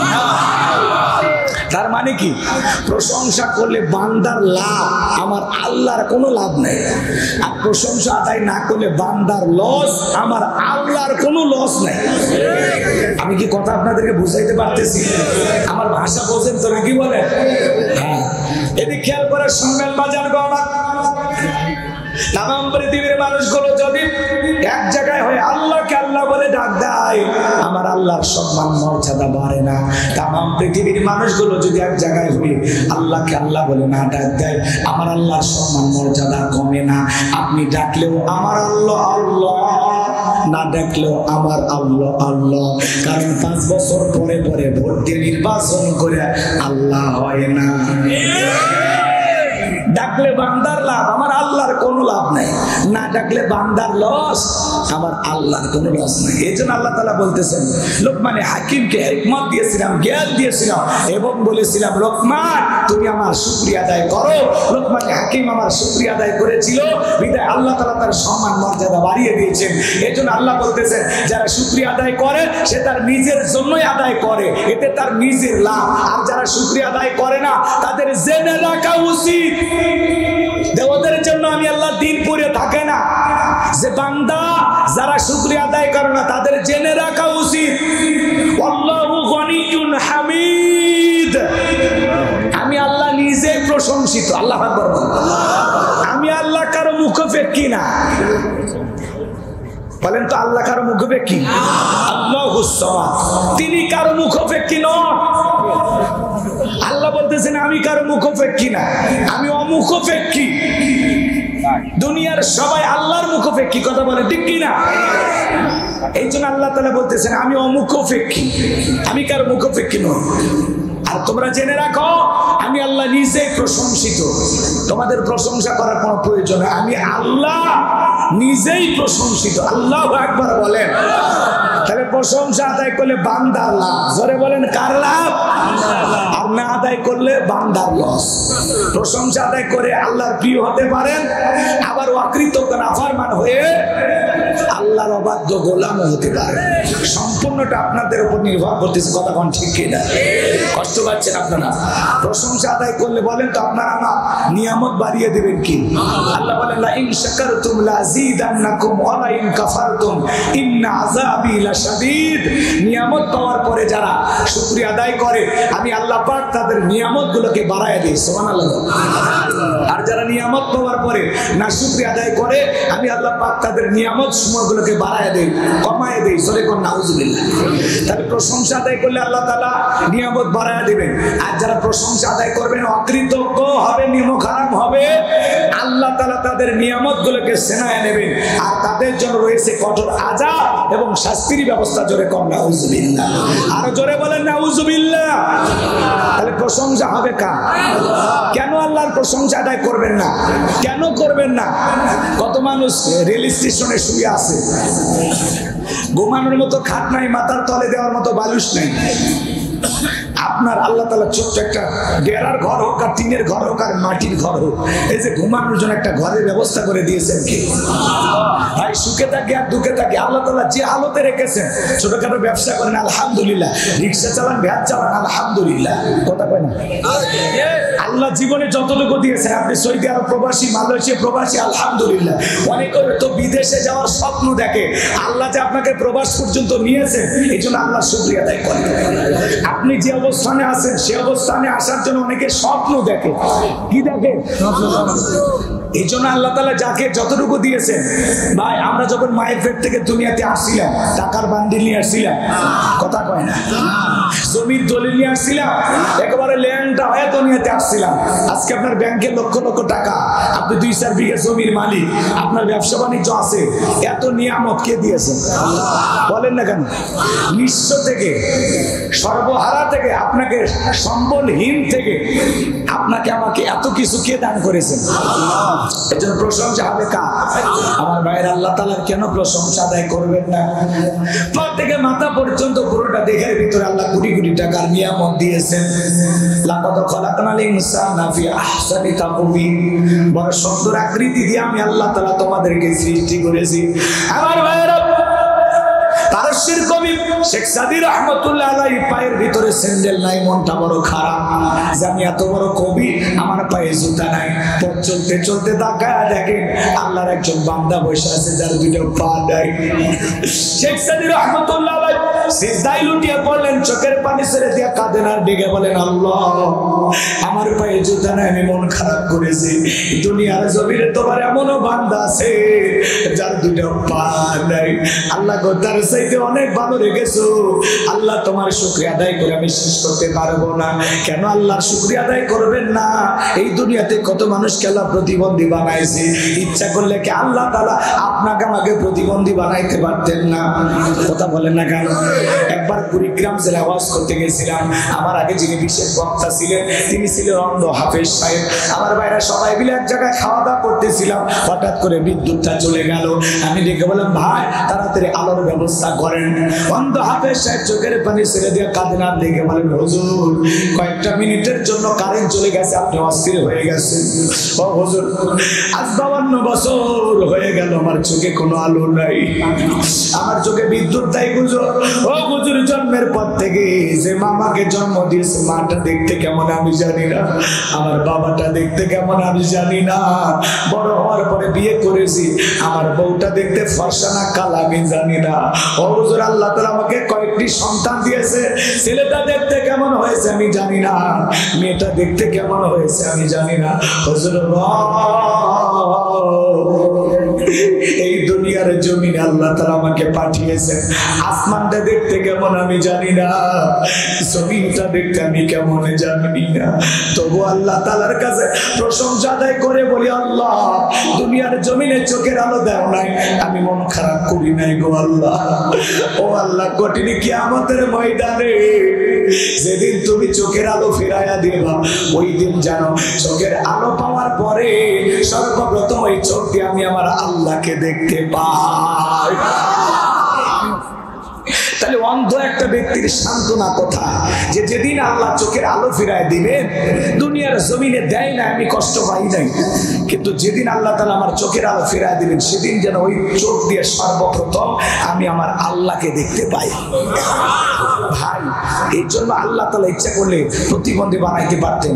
আল্লাহ তাআলা বিল্ডিং এর মালিক বানাইছে, টাকাওয়ালা বানাইছে। ইচ্ছে করলে রাস্তায় দাঁড়িয়ে যে মানুষটা ভিক্ষা করে ওই থালা আল্লাহ আপনার আমার হাতেও ধরিয়ে দিতে পারতেন। কথা বলে ঠিক কি না? এই জন্য সুখে থাকি আর দুঃখে থাকি, যে অবস্থায় থাকি, যে হালতে থাকি। হ্যাঁ, কিশোরগঞ্জে গেছিলাম একবার, এক লোক হাওয়াই মিঠা বিক্রি করতো গ্রামে গ্রামে ঘুরে ঘুরে, বলে হুজুর আল্লাহ তাআলা আমাকে আজকে 150 বিঘা জমির মালিক বানাইছে। এই জন্য আল্লাহ তাআলা আপনাকে আমাকে এত কিছু দিয়েছেন, কেন আল্লাহ তাআলা শুকরিয়া আদায় করবেন না? তাহলে সুখে থাকি দুঃখে থাকি সর্ব অবস্থায় প্রশংসা হবে কার? আরো জোরে বলেন কার? যদি জিজ্ঞাসা করা হয় ভাই কেমন আছেন, কয় ভাই কোনো মতে আছি, জানটা গেছে গেছে ভাবে আছি আর কি, মানে এত কষ্ট, তারপরে বলে আলহামদুলিল্লাহ। কি সমস্যা ভাই? গুত্তাগুতি করেন, যাই দেয় যে আপনারা টাকা নেন, টাকা ভালো লাগে, ওয়াজের মাঝখানে কেউ টাকা দেয়, আপনারা নিতে থাকবেন, যারা দান করবে খালি নেবেন। জি জি জি, কারণ অনেক খরচ হয়েছে প্রতিপক্ষের ভাইদের জন্য, আপনারা একটু টাকা দান করবেন, যারা দিবেন দিবেন ইনশাআল্লাহ। দান গোপনে করলে কবুল হয়, প্রকাশ্যে করলেও, কিন্তু ওয়াজের মাঝখানে গুতা মেলে আমি লাইন ভুলে যাবো, এলোমেলো হয়ে যাবে। আর এমনি দিনের বেলায় সময় কম, বোঝেন না? তারপরে 5টার 1 মিনিট আগে মাইক ছাড়বো না ইনশাআল্লাহ, 5টা বাজবে দোয়া করে দেবো, এরপরে আমরা আসরের নামাজ পড়বো ইনশাআল্লাহ। আল্লাহ কবুল করেন, জোরে বলেন আমি। সামনে যাই মজা লাগবে, কষ্ট পাবেন না, একটু শুরু করতে দেন। আল্লাহ তাআলা কি বলেছেন? তাহলে এদিক খেয়াল করেন, সুখে থাকি দুঃখে থাকি সর্ব অবস্থায় প্রশংসা হবে কার? ভাই কেমন আছে? আলহামদুলিল্লাহ। কি বলবো? আরে ভাই যে অবস্থায় থাকেন, হাসপাতালের বেডে আল্লাহ শোয়ে রাখতে পারতেন না? কথা বলেন এখন। সে আল্লাহ তাআলা হাসপাতালের বেডে না রাখে সুস্থ শরীরে দু পায়ের সাইকেল নিয়ে হাঁটে হাঁটে, মানুষ হলো দুই পায়ের সাইকেল, কথা কয় না কেন? কথা কয় না কেন? এই দুই পা দিয়ে সুস্থ শরীরে হেঁটে মাহফিল পর্যন্ত পৌঁছার যে শক্তি আল্লাহ দিয়েছেন। আল্লাহ তাআলার পয়গম্বর মুসা নবী আল্লাহকে ডেকে বলেন, আল্লাহ আমি যদি আল্লাহ হই আর আপনি যদি মুসা হন, আপনি আমার কাছে কি চাইবেন?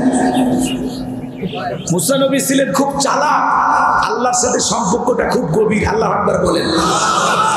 আল্লাহ ডেকে বলে, পয়গম্বর মুসা এটা কখনো সম্ভব না।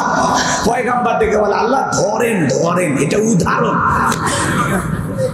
আমি তো জীবনে কোনোদিন আল্লাহ হতে পারবো না, আর আপনিও জীবনে কোনোদিন মুসা হতে পারবেন না। খুব চালাক নবী। আল্লাহ একবার বলেন। আমি এমনি আপনাকে প্রশ্ন করলাম জানার জন্য। ধরেন আপনি যদি মুসা হন আর আমি যদি আল্লাহ হই, তাহলে আপনি আমার কাছে কি চাইবেন? তখন আল্লাহ তাআলা ডেকে বলেন, পয়গম্বর এটা তো কখনো সম্ভব নয়, তারপরে যেহেতু জানার জন্য বলতেছো, তো তুমি যদি আল্লাহ হও আমি যদি মুসা হই, আমি তোমার কাছে চাবো সুস্থতার নিয়ামত। আমি যেন সব সময় সুস্থ থাকতে পারি, এইটা আপনার কাছে চাইবো। আল্লাহ আকবার বলেন। পয়গম্বর কৌশল করলে আল্লাহর কাছে জানতে চাইলেন যে আল্লাহ তাআলার কাছে সবচাইতে বড় নিয়ামতটা কি? সবচাইতে বড় নিয়ামত সুস্থতা। অসুস্থ না হলে টের পাওয়া যায় না। যখন একটু অসুস্থ হয়, জয়েন্টে জয়েন্টে ব্যথা করতো, ও ভাই একটু দোয়া করেন, হ্যাঁ আর বাঁচো না, এটাই মনে হয় জীবনের শেষ। ফল ফুট সব সামনে, তারপরে মানুষ গেলে কি কয়, ভাই দোয়া করেন আল্লাহ যেন সুস্থ করে। ইমাম সাহেব, হ্যাঁ হুজুর, হ্যাঁ গেঙ্গা। আর যখন একটু কয়েকদিন পর ঔষধ বড়ি খায়, আল্লাহ তাআলা মাফ করে দেয়। বাপ রে বাপ, যখন সুস্থ হয় ওই এমন ভাব করে মনে হয় জীবনে আমার অসুস্থতাই হয়নি। কথা কয় না? মানে সুস্থ হওয়ার পরে ভাবটা এমন নেয় মনে হয় জীবনে কোনোদিন অসুস্থই ছিল না। আছে না নাই? আছে না নাই? তাহলে সুস্থতা কার নিয়ামত? এটা অসুস্থ হলে টের পাওয়া যায়। কথা কন ঠিক কি না? তখন আবার ফেসবুকে স্ট্যাটাস মারে দেয়, আহা অসুস্থ হয়েছি দেখে বুঝতে পারতেছি সুস্থতা আল্লাহর কত বড় নিয়ামত। কেউ কাবার বলে অসুস্থতার নিয়ামতে ভুগতেছি, সুস্থ হওয়ার জন্য দোয়া চাই। কথা কন। তাহলে সব সময় প্রশংসা হবে কার? তাহলে সুখে থাকে দুঃখে থাকে সব সময় প্রশংসা হবে কার? তাহলে যদি জিজ্ঞাসা করা হয় আপনারা সবাই কেমন আছেন, কি বলবেন? আল্লাহ কেমন রেখেছেন? আগামীকালকে গোটখালি বাজারে দেখা হবে ইনশাআল্লাহ। কি বলবো? অনেকে আবার ইনশাআল্লাহ বলে, আবার অনেকে আলহামদুলিল্লাহ ইনশাআল্লাহ বলে। এগুলো নিয়ে আবার জ্বালা পড়া। টকশোতে যায় বলে, এখনকার ছেলে পেলে জিজ্ঞাসা করলে বলে আলহামদুলিল্লাহ, ইনশাআল্লাহ, জাযাকাল্লাহ, সুবহানাল্লাহ। এগুলো নিয়ে কিছু মানে তার ছেড়ে মানুষ টকশোতে যে বক্তব্য দেয়, আছে না? তো যুবকেরা যদি আলহামদুলিল্লাহ ইনশাআল্লাহ বলে, এটা তো ভালো লক্ষণ। কথা কয় না? ওয়াও বললে তোমরা খুশি হও, বিউটিফুল বললে খুশি হও, আর মাশাআল্লাহ সুবহানাল্লাহ বললে কষ্ট হয়, তাই না? আল্লাহ যেন আমাদের হেদায়েত দান করেন। জোরে বলেন আমিন। দিনের বেলা কথা এত বাড়ানো যাবে না। তাহলে ইনশাআল্লাহ আগামীকালকে দেখা হবে ইনশাআল্লাহ। আর কেমন আছেন? আলহামদুলিল্লাহ। বর্তমান আলহামদুলিল্লাহ, আর ভবিষ্যৎ ইনশাআল্লাহ। মনে থাকবে হুজুর? কষ্ট পাচ্ছেন? মনে করেন আপনাদের মসজিদের ইমাম সাহেব একজন যাইতেছে, বলে ভাই কই যান? বলে হুজুর গরু কিনতে যাইতেছি। তো ভাই বলেন ইনশাআল্লাহ। ভাই হুজুর আপনারা খালি আলু ভর্তার মধ্যে লোক ঢুকাই দেন।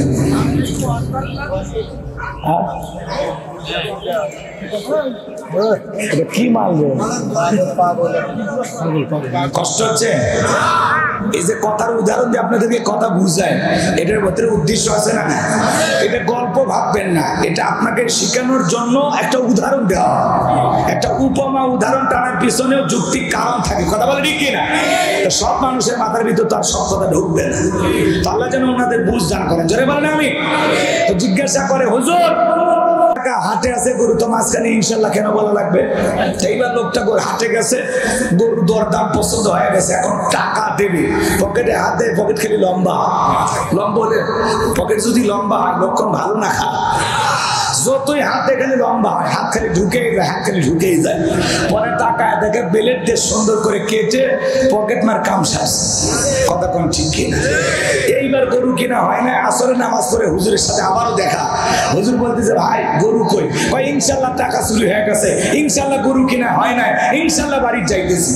তো ইনশাল্লাহ বললো, কিন্তু চালান পাতি হারানের পরে। কথা কোন ঠিক কিনা? আমাদেরকে যখন জিজ্ঞাসা করা হয় ভাই কেমন আছেন, কি বলবো? তাহলে সুখে থাকে দুঃখে থাকে সবসময় কি বলবো? আলহামদুলিল্লাহ। আর যদি কেউ ভবিষ্যৎ ভাই আগামীকালকেই দেখা হবে, কালকে কি আসবেন? ইনশাল্লাহ আমি চেষ্টা করবো। মনে থাকবে তো? আল্লাহ কবুল করেন, জোরে বলেন আমিন। আমার ভাইয়েরা, লুকমানে হাকিম তারে শুকরিয়া আদায় করেছিলেন কার? এতে তার মর্যাদা কমেছে না বেড়েছে? তাহলে আমরাও যদি শুকরিয়া আদায় করি, আল্লাহ তাআলার প্রশংসা আদায় করি, আমাদের সম্মান মর্যাদা কমবে না বাড়বে? তাহলে সবসময় প্রশংসা হবে কার? প্রশংসা আদায় করলে বান্দার লাভ, আমার আল্লাহর কোনো লাভ নাই। প্রশংসা আদায় না করলে বান্দার লস, আমার আল্লাহর কোনো লস নাই। এরপরে আল্লাহ রাব্বুল আলামিন জানায় দিলেন, ওয়াইদ ক্বালা, আল্লাহ রাব্বুল আলামিন বলেন, ওয়াইদ ক্বালা লুকমানু লিবনিহি ওয়া হুয়া ইয়াইযুহু ইয়া বুনাইয়া লা তুশরিক বিল্লাহ ইন্নাশ শিরকা লাযুলমুন আযীম। আল্লাহ তাআলা এটাকে বলেন, স্মরণ করে লোকমানে হাকিমের কথা। যখন লোকমানে হাকিম তার কলিজার টুকরা সন্তানদেরকে একত্রিত করে উপদেশ দিয়ে বলতেছেন, ইয়া বুনাইয়া, হে আমার বৎস, হে আমার কলিজার টুকরা সন্তান, হে আমার হৃদয়ের স্পন্দন। সন্তানকে ডাকবেন কিভাবে, সন্তানকে কিভাবে ডাকা লাগে শিখাচ্ছেন আল্লাহর কোরআন। সুবহানাল্লাহ। ইয়া বুনাইয়া, হে আমার বৎস, হে আমার কলিজার টুকরা সন্তান, হে আমার হৃদয়ের স্পন্দন। সন্তানকে আদর করে ডাকার দরকার আছে না নাই? আর আমরা ভালো করে ডাকি না। সন্তানদের এদিকে খেয়াল করেন, পিতা মাতা আমরা অনেকেই জানি যা যে সন্তান আপনার কাছে কয়টি হক পায়, আমরা এই বিষয়টা জানি না। যদি জিজ্ঞাসা করি আপনার সন্তান আপনার কাছে কয়টা হক পায়? কিসের 3টে? সন্তান আপনাদের কাছে হক পাবে 12টি। জোরে বলেন কয়টি? এখন 12টি হকের কথা বললে 2-2.5 ঘন্টা ওয়াজ করা লাগবে, তো ওইদিকে তো আপনার সময় আমার হাতে নাই। শোনেন, হযরত ওমর ফারুকের কাছে একজন ব্যক্তি যা বলে, ও খলিফা, আমার ছেলে আমাকে ভাত দেয় না। কথা কি বোঝেন না? আমার খাওয়া খরচ চালায় না, আমার খোঁজ খবর নেয় না। এই যে দেখেন কপালে লাঠি দিয়ে বাড়ি মেরে আমার কপালটা ফাটাইছে। তো হযরত ওমর ফারুক ডেকে বলে, আপনি কি আপনার সন্তানের হক সঠিকভাবে আদায় করেছেন? তখন বলে, সন্তানের আবার কিসের হক? কথা বোঝেন নাই? তো অনেক বাবা জানে না যে সন্তানের 12টি হক আছে। জোরে বলেন কয়টি? শোনেন, আগে সন্তান জন্মগ্রহণ করার সাথে সাথে কি একটা ছবি তুলে ফেসবুকে দিয়ে লেখা লাগবে, আলহামদুলিল্লাহ অবশেষে বাবা হইলাম, নাকি? এটাই সন্তান প্রথম হক। কথা কয় না? সন্তানের চাচা ভিতরে ঢুকে বাচ্চা কাচ্চা ওই অবস্থা আছে, পরিষ্কারও করেনি, রক্ত টক্ত মাখানি আছে, ওই অবস্থায় ছবি তুলে ফেসবুকে দিয়ে বলে জীবনের প্রথম চাচা হইলাম। কথা কয় না? আছে না নাই? আবার সন্তানের মামা যায় ছবি তুলে বলে মামা হইলাম। এমনকি ওই সন্তানের যদি খালা থাকে তারাও ফেসবুকে ছবি দিয়ে বলে আন্টি হইলাম। কথা কয় না? যে মহিলা বাচ্চা জন্ম দেয় ওই মহিলারও যদি ফেসবুক আইডি থাকে ওই অবস্থায় একটা ছবি তুলে বলে জীবনের প্রথম মা হওয়ার স্বাদ বুঝলাম। বর্তমানে মানুষের ফেসবুক নিয়ে ব্যস্ত, ছবি পোস্ট করে নিয়ে ব্যস্ত। সন্তান জন্মগ্রহণ করার সাথে সাথে আল্লাহ একটা সুস্থ সন্তান দিয়েছে, সর্বপ্রথম আল্লাহর শুকরিয়া আদায় করে কানে আযান দিতে হবে। কথা কয় না? ছেলে হোক মেয়ে হোক, সন্তান জন্মগ্রহণ করার সাথে সাথে কানে আযান দিতে হবে। জোরে বলেন কি দিতে হবে? এটা সন্তানের প্রথম হক। অনেক কথা আছে। একজন ইমামের কাছে নিয়ে যায়, সন্তানকে নিয়ে যাবেন, একটু হাতে খেজুর দেবেন। ইমাম সাহেব ওই খেজুরটা একটু তার জিহ্বা দিয়া একটু খাবে, হালকা নাড়াচাড়া করবে। ওই খেজুরটা নিয়ে এসে সন্তানের তালির ভিতরে দিবেন, আল্লাহ আকবার বলে, অথবা জিহ্বার উপরে হালকা একটু নাড়াই দিবেন। এই তাহানিক করা, আল্লাহ আকবার বলে। এগুলো তো অনেকে বোঝেই না। এরপরে সন্তানের সুন্দর একটি নাম রাখবেন। বল্টু না, সেন্টু না, জন্টু না, নাট না, স্ক্রুপ না, পিস্তল না, বুলেট না, কথা কন। সন্তানের নাম রাখে শয়তান পর্যন্ত বলে আমি এত খারাপ না। কি নাম রাখে? পিকি, ঝিকি, রনি, সনি, সনি, কি নামের স্টাইল! মায়া, জয়া, হাসি খুশি, পিঙ্কি, ঝুমকি, সুইটি, এলে না কথা কন না কেন? ফোন দিয়ে বলে হুজুর আমার একটা ছেলে হয়েছে, নাম রাখেন। আমি বলি আল্লাহর কাছে দুইটা নাম প্রিয়, একটা আব্দুল্লাহ আর একটা আব্দুর রহমান। বলে আমার চাচার নাম ছিল আব্দুল্লাহ আর দাদার নাম হলো আব্দুর রহমান। কথা বলেন, এগুলো নামের মধ্যে কেন জানি হুজুর দাদার চাচার গন্ধ পাওয়া যায়, বয়স্ক মানুষের নাম হয়ে যায়। একটু আপডেট কিছু বলেন। এই আপডেট নাম ছুঁয়ে যায় সন্তানের নাম রাখছে মোটু, পাতলু, পিকু, পিলু, টিলু। কথা কয় না, কথা কয় না। নাম এগুলো নাম হইল, রাগ করছেন নাকি? কষ্ট পাবেন না, সন্তানদের সুন্দর নাম রাখবেন। সাহাবায়ে কেরামদের নাম রাখবেন আসমাউল হোসেন, আল্লাহ গুণবাচক নামগুলো রাখবেন। এই যে আজকের মাহফিলের সভাপতি কি সুন্দর নাম রাখছে তার মা বাবা, আব্দুর রহমান। কে রাখছে? তার মা বাবা রাখছে। এগুলো হলো আসল মা বাবা। আগে দিন না, 5টায় নামাজ, 2-4 মিনিট আগে দিন। বাজারে যাবেন, ঠিক আছে যান। কষ্ট হচ্ছে আপনাদের? আমার ভাইরা যাই হোক, লম্বা হবে, লম্বা করবো না। সন্তানদের নামগুলো সুন্দর সুন্দর নাম রাখবেন। সাহাবায়ে কেরামদের নাম রাখবেন, নবী রাসূলদের নাম রাখবেন। পার্বতী ইনশাআল্লাহ, আরো জোরে বলেন পার্বতী ইনশাআল্লাহ। এরপরে সন্তান যখন বড় হবে, সন্তানকে কোরআন সুন্নাহর জ্ঞান শিখাইতে হবে, দ্বীনের ইলম শিখাইতে হবে। কোরআন হাদিসের জ্ঞান শিখে দেওয়ার পরে সন্তান যখন বড় হবে, নেককার দিনদার ছেলে দেখা, নেককার দিনদার মেয়ে থেকে বিবাহের ব্যবস্থা করবেন। আল্লাহ কবুল করেন, জোরে বলেন আমিন। এত কথা বলার সুযোগ নাই। আমি যে কথা বলতে চাচ্ছিলাম, লোকমানে হাকিম তার কলিজার টুকরা সন্তানদেরকে ডেকে বলেন, ইয়া বুনাইয়া লা তুশরিক বিল্লাহ, ইয়া আমার বর্ষ, ইয়া আমার কলিজার টুকরা সন্তান, ইয়া আমার হৃদয়ের স্পন্দন, আল্লাহর সাথে কখনো কাউকে শরীক করা যাবে না। একটা ছেলে ডেকে বলে, বাবা আমারে দেওয়াজ নসিহত হবে না, ইমামতি হবে না। বাবা গো একটু আমার টাকা দেন, আমি একটু বিজনেস করবো, ব্যবসা বাণিজ্য করবো। আপনারাই বলেন তো বাজান, আলেমের বেটা সবাই কি আলেম হয়? ডাক্তারের বেটা সবাই কি ডাক্তার হয়? হাজির বেটা সবাই কি হাজি হয়?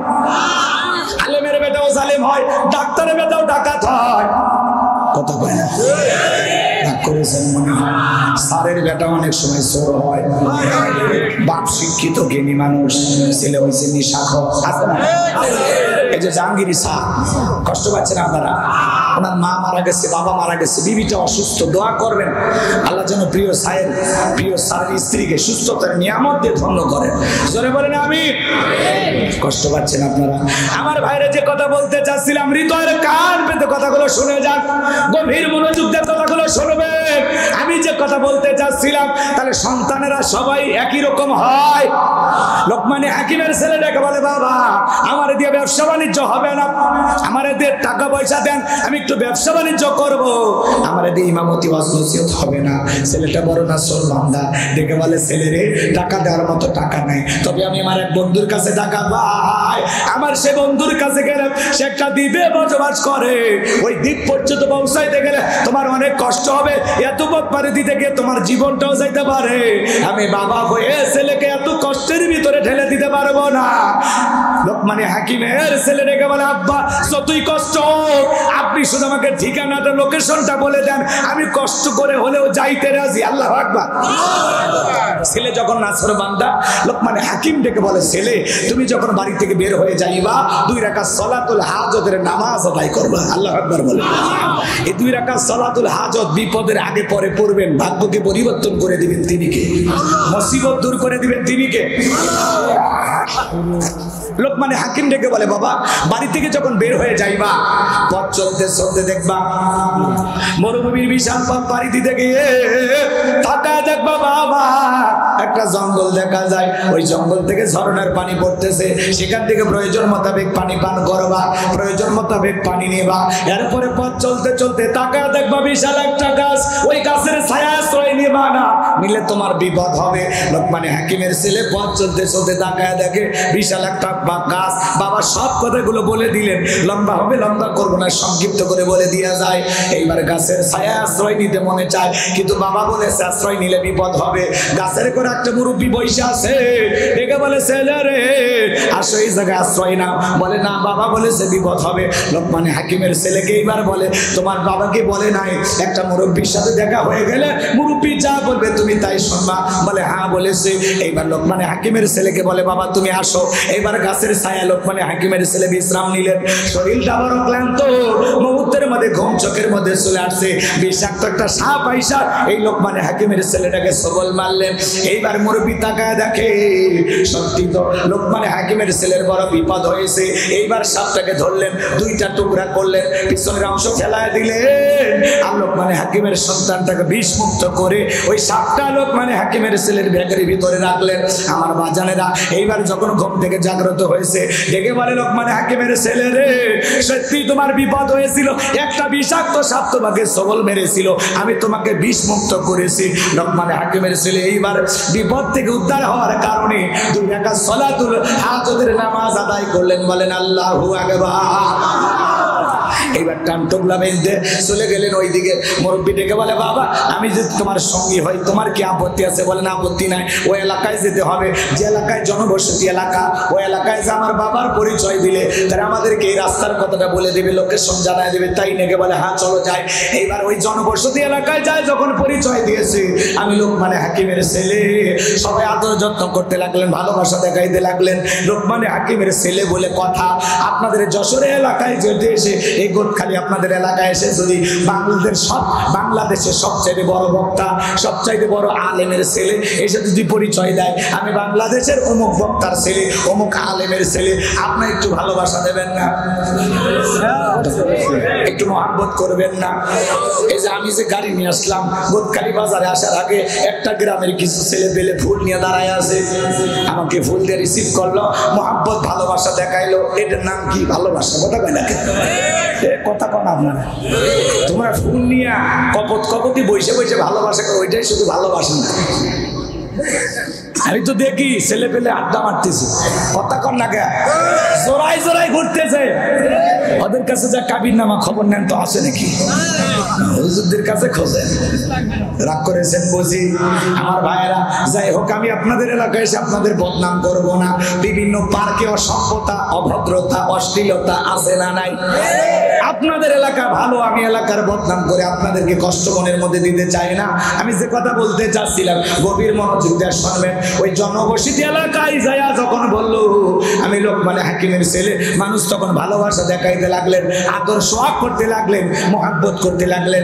বাংলাদেশের কোন বক্তার ছেলে, আলেমের ছেলে এসে যদি বলে আমি বাংলাদেশের অমুক বক্তার ছেলে, আপনি একটু খাবার দিবেন না? অবশ্যই আদর আপ্যায়ন করবেন। কথা কয় না? কিছু না বলবেন কি আপনি বাংলাদেশের অমুকের ছেলে, আচ্ছা ভাই আসেন একটু চা খান, ভাই থাকেন আমাদের এলাকায় আসছেন একটু ঘুরে যান। কথা কয় না? একটু আন্তরিকতা দেখাবেন। কথা বলেন ঠিক কিনা? আমার ভাইরা সবাই ভালোবাসা দেখাইতে লাগলেন। ওই এলাকা একটা ভয়ঙ্কর সুন্দরী মেয়ে ছিল, অপরূপা, সোহাগিনী, সুবাসিনী, ওই সময়ের সবচাইতে বিশ্ব সুন্দরী বললেও ভুল হবে না। এলাকার লোকজন ডেকে বলে, বাবা বিয়ে করো আর না করো পাত্রীটা একবার দেখো।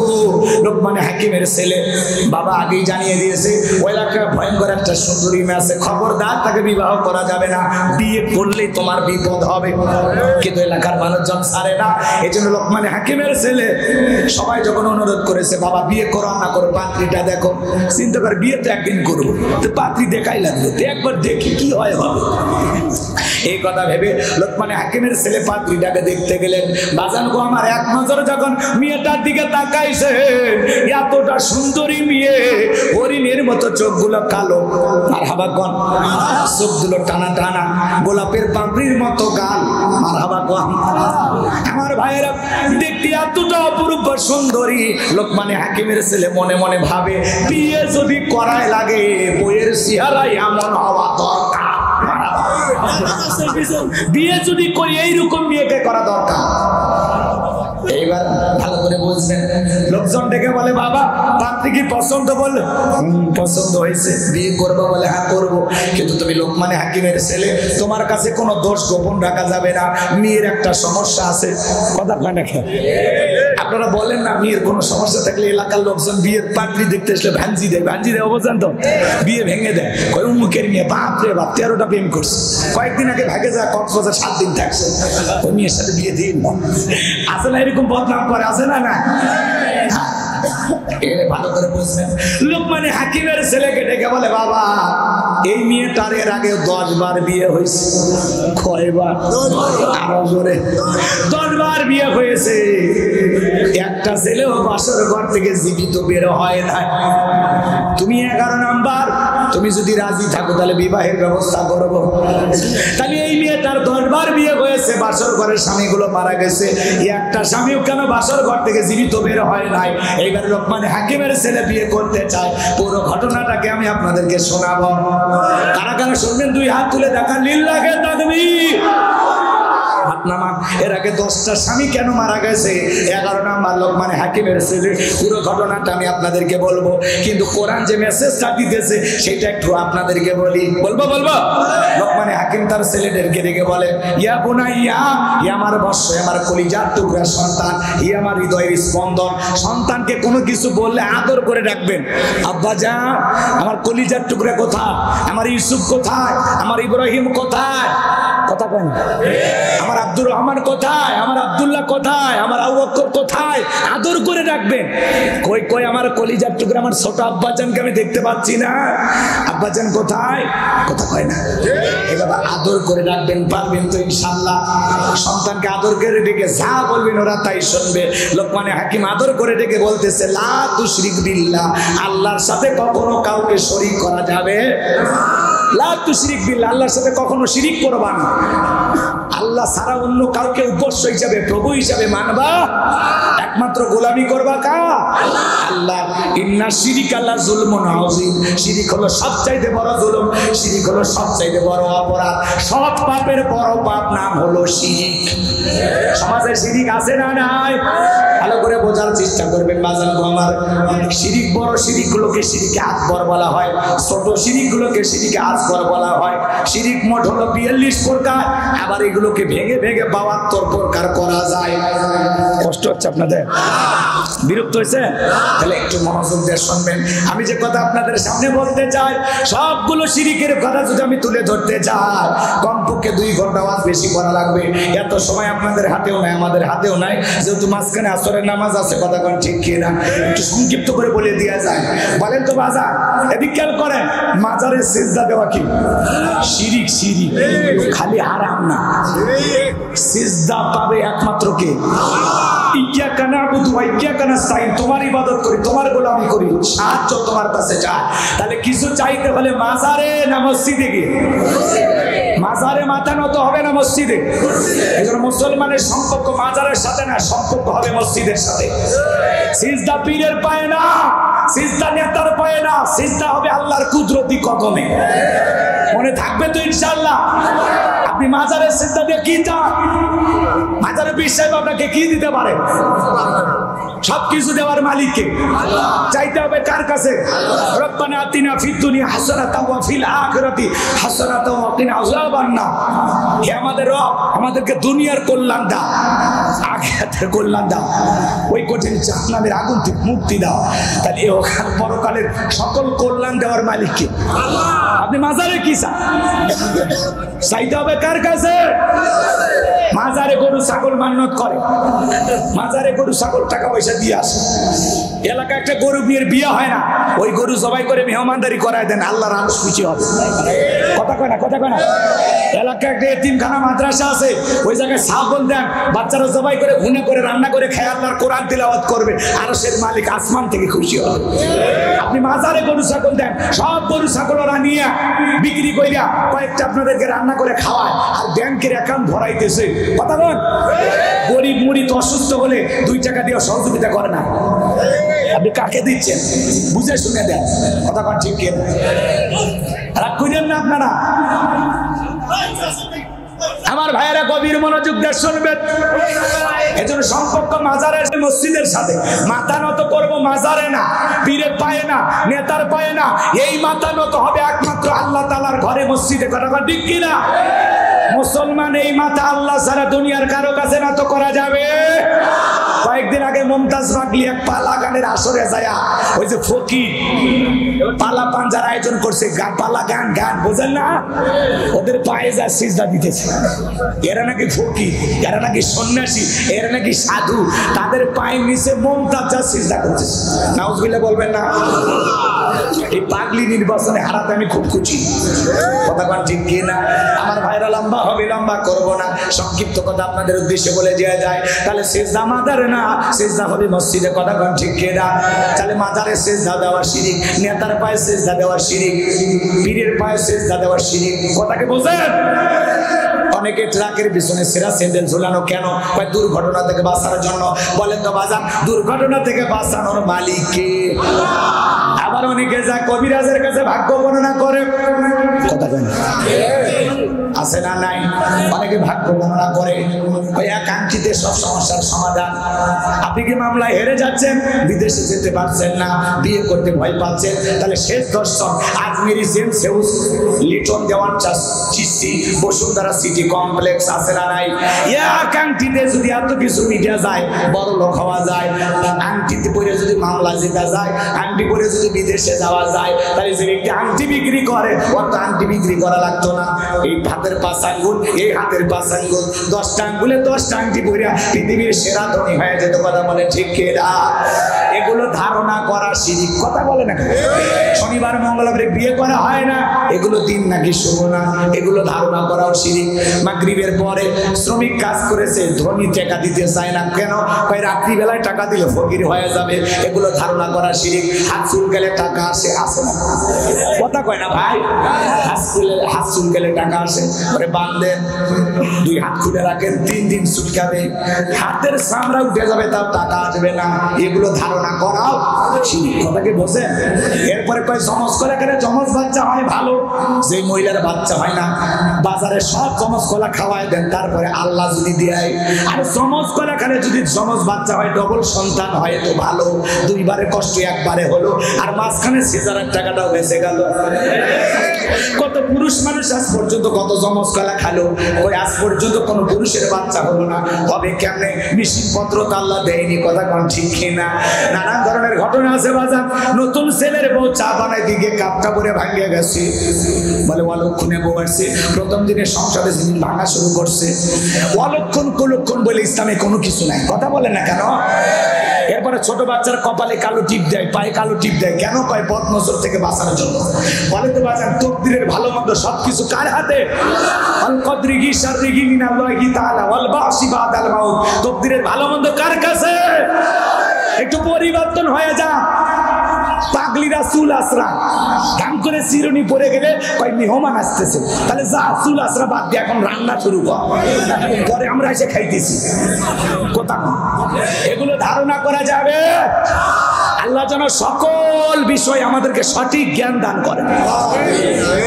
এত আজে বাজে চিন্তা কেন? কয় পাও চুল খেলে বেড়াইতে যান, উষ্টে খাইলে কয় না যাত্রা শুভ হবে না, গো ব্যাক। কথা কয় না? আছে না নাই? শোনেন, এরপরে সমাজে একটা হাইব্রিড স্লোগান আছে, ধর্ম যার যার, উৎসব সভা। এই স্লোগান ইমান ধ্বংস করার স্লোগান। এই স্লোগান হাইব্রিড স্লোগান। এই স্লোগান কোন মুসলমানের মুখে শোভা পায়? মুসলমান বলবে ধর্মজার উৎসবতা, কথা কয় না?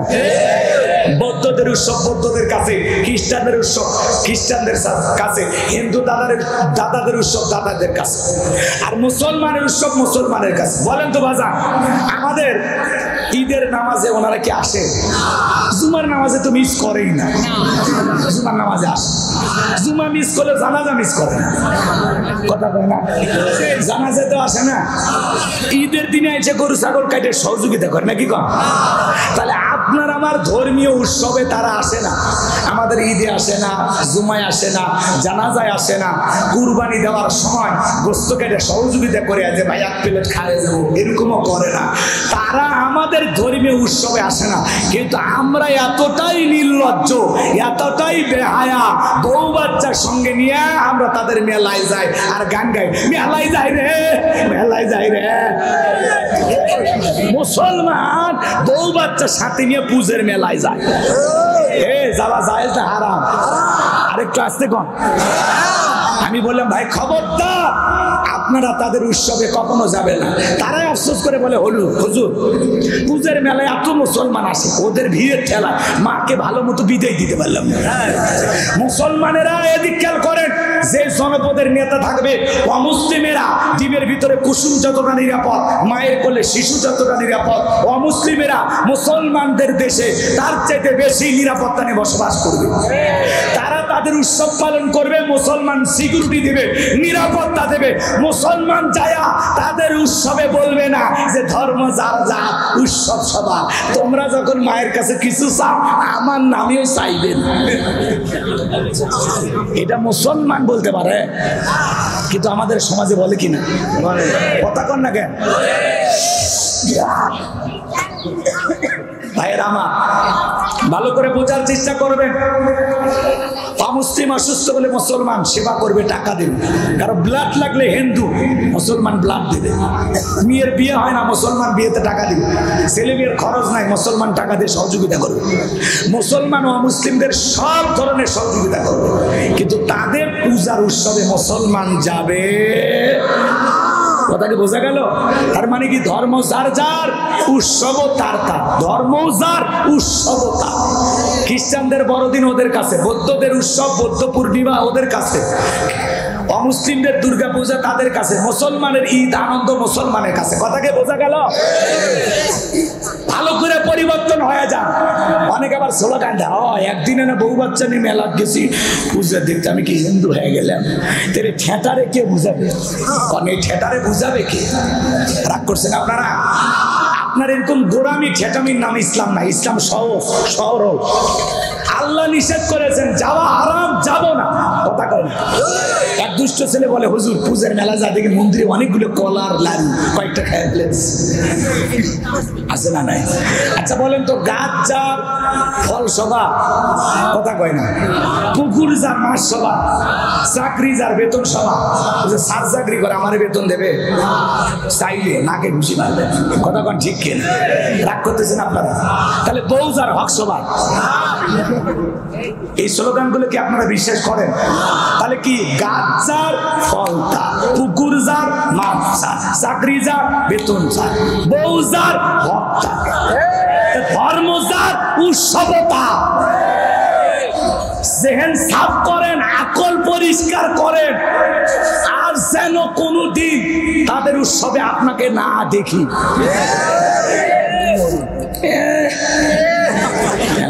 আনন্দ করে, এসে গল্প করে, কি সুন্দর সাজাইছে। শোনেন, শিরিকের একটা হাদিস আপনাদেরকে 1 মিনিটে শোনায় দিই। বিশ্বনবী এক জায়গায় বসা, শোনেন শোনেন, হাদিস গল্প না, শোনেন। বিশ্বনবী ডেকে বলল, আমার সাহাবীরা একজন ব্যক্তি একটা মাছি মেরে জাহান্নামে চলে গেল, আর একজন ব্যক্তি মাছি না মেরে জান্নাতে চলে গেল। সুবহানাল্লাহ। সাহাবায়ে কিরাম জিজ্ঞাসা করেন, কাইফা ইয়া রাসূলুল্লাহ, নবী গো বিষয়টা আমরা বুঝতে পারলাম না, যদি একটু পরিষ্কার করে আমাদেরকে বুঝিয়ে বলেন। একজন ব্যক্তি মাছি মেরে কিভাবে জাহান্নামে গেল, আর একজন ব্যক্তি মাছি না মেরে কিভাবে জান্নাতে গেল? বিশ্বনবী ডেকে বলে, শোনো, এক দেশে এক জালেম বাস বাদশা ছিল, ওই জালেম বাদশা রাস্তার মোড়ে মোড়ে প্রতিমা বানায় রাখছে। বাদশার নিয়ম হলো যত মানুষ ওই রাস্তাতে হেঁটে যাবে প্রতিমার নামে কিছু না কিছু দিয়ে যাওয়া লাগাবে। একদিন ওই পথে ইমাম হেঁটে যায়, জালেম বাদশার লোকেরা তাকে পথ আটকাইছে, বলে প্রতিমার নামে কিছু দাও। ইমানদার ডেকে বলে ভাই দেওয়ার মতো কিছুই নাই। বলে তুমি জানো না বাদশার নিয়ম, যারা প্রতিমার নামে কিছু না দেবে তার দেহ থেকে কাল্লা ফেলায় দেব। এটা বাদশার আদেশ যে প্রতিমার নামে কিছু দিলে তারা বাঁচবে, না দিলে কাল্লা ফেলায় দাও। এটা হলো জালেম শাসকের, বোঝেন না? যারা জালেম বাদশা হয় এদের নিয়ম কানুন পাগলের মতো, মানে এরা শৃঙ্খলা বোঝে না। কথা কই না কেন? ভালো করে বোঝেন তো। বাস কেউ যদি প্রতিমাকে কিছু না দেয় ভাই জোর করে বলার দরকার আছে? কিন্তু ওই যে পাগল বাদশা, বোঝেন না কথা? এদিক খেয়াল করে। ইমানদার ডেকে বলে ভাই দেওয়ার মতো কিছুই নাই। জালেম বাদশার লোকেরা ডেকে বলে শোনো, দেওয়ার মতো কিছুই যদি না থাকে ওই যে প্রতিমার নাকে ঢোকায় মাছি পড়ে আছে, ওখান থেকে একটা মাছি মেরে নিরাপদে চলে যাও। ইমানদার চিন্তা করে একটা মাছি মারলে কি এমন অপরাধ হবে? এইবার প্রতিমার নাকে ঢোকায় থাকা একটা মাছি মেরে নিরাপদে চলে গেল। কয়েকদিন পরে আরেকজন ইমানদার হেঁটে যায়, জালেম বাদশার লোকেরা ডেকে বলে প্রতিমার নামে কিছু দিয়ে যাও। ইমানদার ডেকে বলে আমি একজন ইমানদার, আমার পক্ষে প্রতিমার নামে কোনো কিছু দেওয়া সম্ভব নয়, এটা দেওয়া শিরক। জালেম বাদশার লোকেরা ডেকে বলে শোনো, প্রতিমার নামে কিছু তো দেওয়াই লাগবে। বলে ভাই দেওয়ার মতো কিছুই না, আমি দিতে পারবো না। এবার ডেকে বলে শোনো, যদি দেওয়ার মতো কিছু না থাকে ওই যে প্রতিমার নাকে ঢোকায় মাছি ভরে আছে, কয়েকদিন আগে তোমার মতো একটা ইমানদারকে সুযোগ দিয়েছিলাম, ওই একই অফার তোমারেও দিলাম। ওই প্রতিমার নাকে ঢোকায় থাকা একটা মাছি মেরে তুমি নিরাপদে চলে যাও। ইমানদার ডেকে বলে আমার পক্ষে প্রতিমার নামে মাছি মারা সম্ভব নয়। জালেম বাদশার লোকেরা ডেকে বলে ভাই মাছি মারবা না বলে দেহ থেকে কাল্লা ফেলাই দিব। ইমানদার ডেকে বলে কাল্লা দিতে রাজি, আল্লাহ দিতে রাজি নাই। এবার জালেম বাদশার লোকেরা ডেকে বলে শেষবারের মতো বলতেছি, ওই প্রতিমার নাকে ঢোকা থাকা একটা মাছি মারবা, না বলে এক কপে দেহ থেকে কাল্লা ফেলে দেব। ইমানদার ডেকে বলে কাল্লা দিতে রাজি, আল্লাহ দিতে রাজি নাই। এইবার জালেম বাদশার লোকেরা এক কপে দেহ থেকে কাল্লাটা ফেলে দিলেন। ওই কাল্লা থেকে আওয়াজ আসতেছে কাল্লা দিতে রাজি, আল্লাহ দিতে রাজি নাই। আমি মৃত্যুবরণ করলাম তাও আল্লাহর সাথে শিরিক করতে রাজি নাই। বলেন আল্লাহু আকবার। আমার নবী ডেকে বলে সাহাবীরা, যে ব্যক্তি মাছি মেরে নিরাপদে চলে গেল ও মাছি মেরে শিরিক করে নিজেকে জাহান্নামে নিয়ে গেল, আর যে ব্যক্তি মাছি না মেরে কাল্লা দিয়ে গেল সে রক্তের সাগরে ভাসতে ভাসতে আল্লাহর জান্নাতে পৌঁছে গেল। আরো জোরে বলেন আল্লাহু আকবার। কষ্ট হচ্ছে আপনাদের? তাহলে মাছি মারার মতো সামান্য শিরিকও করা যাবে। এবার সর্বশেষ শিরিকের একটা উদাহরণ, এটা হলো খাবারের প্লেট। ভাবেন ভাবেন, গল্প না, চোখ কান খোলা রাখেন। আরে চাচা শিরিক শোনেন, শিরিক ঘটনা জীবনে বহুত শুনতে পারবেন, আগে শিরিকটা শোনেন। আরে এটি খেয়াল করেন ভাই, পাঁচটায় ছেড়ে দেবো, কষ্ট হচ্ছে আপনাদের? দয়া করে ওটা বাসা করেন না, একটু দয়া করে শোনেন। শোনেন, আপনার মনে করেন যশোর থেকে একটা গেস্ট মেহমান আপনার বাড়িতে আসবে, আপনি তার জন্য খাবারের প্লেট সাজাইছেন, গরুর গোস্ত, খাসির গোস্ত, হরিণের গোস্ত, বুঝলেন, কবুতর, বক যা আছে বিভিন্ন ধরনের গোস্তের আইটেম দিয়েছে। এরপরে মাছ, বল মাছ, রুই মাছ, কাতলা মাছ, বিভিন্ন আইটেম, ডিম, কোনো কিছুর অভাব নেই। খাবারের প্লেট সাজাইতে সাজাইতে চিন্তা করলেন এই ছোট বাচ্চাটাকে খুব ভালোবাসে, ওর সামান্য একটু পায়খানা প্লেটের কোনায় দিয়েছে। ভালো করে বুঝবেন। এবার খাবারের পরিচিতি চলতেছে মেহমানের সামনে, ভাই এটা গরু, এটা খাসি, এটা দেশি মুরগি, এটা পাকিস্তান, এটা বয়লা, কথা কয় না, এটা লার্কি, এটা টার্কি, বিভিন্ন মুরগি আছে না, এইভাবে বলছে। এটা রুই মাছ, এটা কাতলা, এটা ইলিশ, এটা ছোট মাছ। এবার পরিচয় ভাই সবই বলছে, এই যে প্লেটের কোণে এই যে সামান্য এটা কি? তখন বলছে ভাই ছোট ছেলেটাকে খুব ভালোবাসি, আর সামান্য একটু পাতলা পায়খানা এই জায়গায় দিয়েছে। বলেন তো বাজান, দুনিয়ার কোনো গেস্ট, কোনো মেহমান ওই খাবার কি খাবে? পিটাইলেও খাবে, টাকা দিলেও খাবে। প্লেটের কোনায় সামান্য পায়খানা মিশ্রিত থাকার কারণে দুনিয়ার কোনো মেহমান যেমন দামি খাবার থাকার পরেও খাবে না। আপনার আমল নামার প্লেটে নামাজ আছে, রোজা আছে, হজ আছে, জাকাত আছে, দান খয়রাত আছে, সমস্ত আমল দিয়া প্লেটটা পরিপূর্ণ। এরপরেও ওই প্লেটের কোনায় সামান্য শিরিক মিশ্রিত যদি থাকে, ওই শিরিক মিশ্রিত থাকার কারণে আপনার সমস্ত আমল বরবাদ হয়ে যাবে। শিরিক মিশ্রিত কোন আমল, ইবাদত আল্লাহর দরবারে কবুল হবে কথা কি বুঝাইতে পারলাম? অনেক ভালো আমল করছেন কিন্তু সামান্য শিরিক করছেন, ওই শিরিক করার কারণে আপনার সমস্ত আমল ধ্বংস হয়ে যাবে। কথা বুঝাইতে পারলাম? তাহলে শিরিক মুক্ত ঈমান আর আমল আল্লাহ যেন আমাদেরকে দান করেন। শিরিক মুক্ত ঈমান আমল করতে কারা রাজি? দুই হাত তুলে দেখা। লিল্লাহি তাকবীর। আমার লোকমানে হাকিম যখন তার সন্তানদেরকে উপদেশ দিয়ে বলেন, লা তুশরিক বিল্লাহ, আল্লাহর সাথে কখনো কাউকে শরীক করবা না, ইন্না শিরকা লাযুলমুন আযীম, শিরিক হলো সবচাইতে বড় জুলুম, সবচাইতে বড় অপরাধ, সবচাইতে বড় পাপ। এই কথাগুলো সন্তানদেরকে যখন বোঝাইয়া সুন্দর করে আল্লাহর সাথে পরিচয় করায় দিচ্ছে, আমার আল্লাহ এত খুশি হয়ে গেলেন, ডেকে বলে, লোকমান তুমি যদি তোমার সন্তানকে আমার সাথে পরিচয় করায় দিতে পারো, আমি আল্লাহ তেমনি ভাবে তোমার সন্তানদেরকে তোমার সাথে পরিচয় করায় দিলাম। বলেন আল্লাহু আকবার। আমার আল্লাহ পাক বলেন, ওয়া ওয়াসাইনাল ইনসানা বিওয়ালিদাইহি হামালাতুহু উম্মুহু ওয়াহানান আলা ওয়াহানিন ওয়া ফিসালুহু ফি আমাইনি আনিশকুরনি ওয়া লিওয়ালিদাইক ইলাইয়াল মাসির।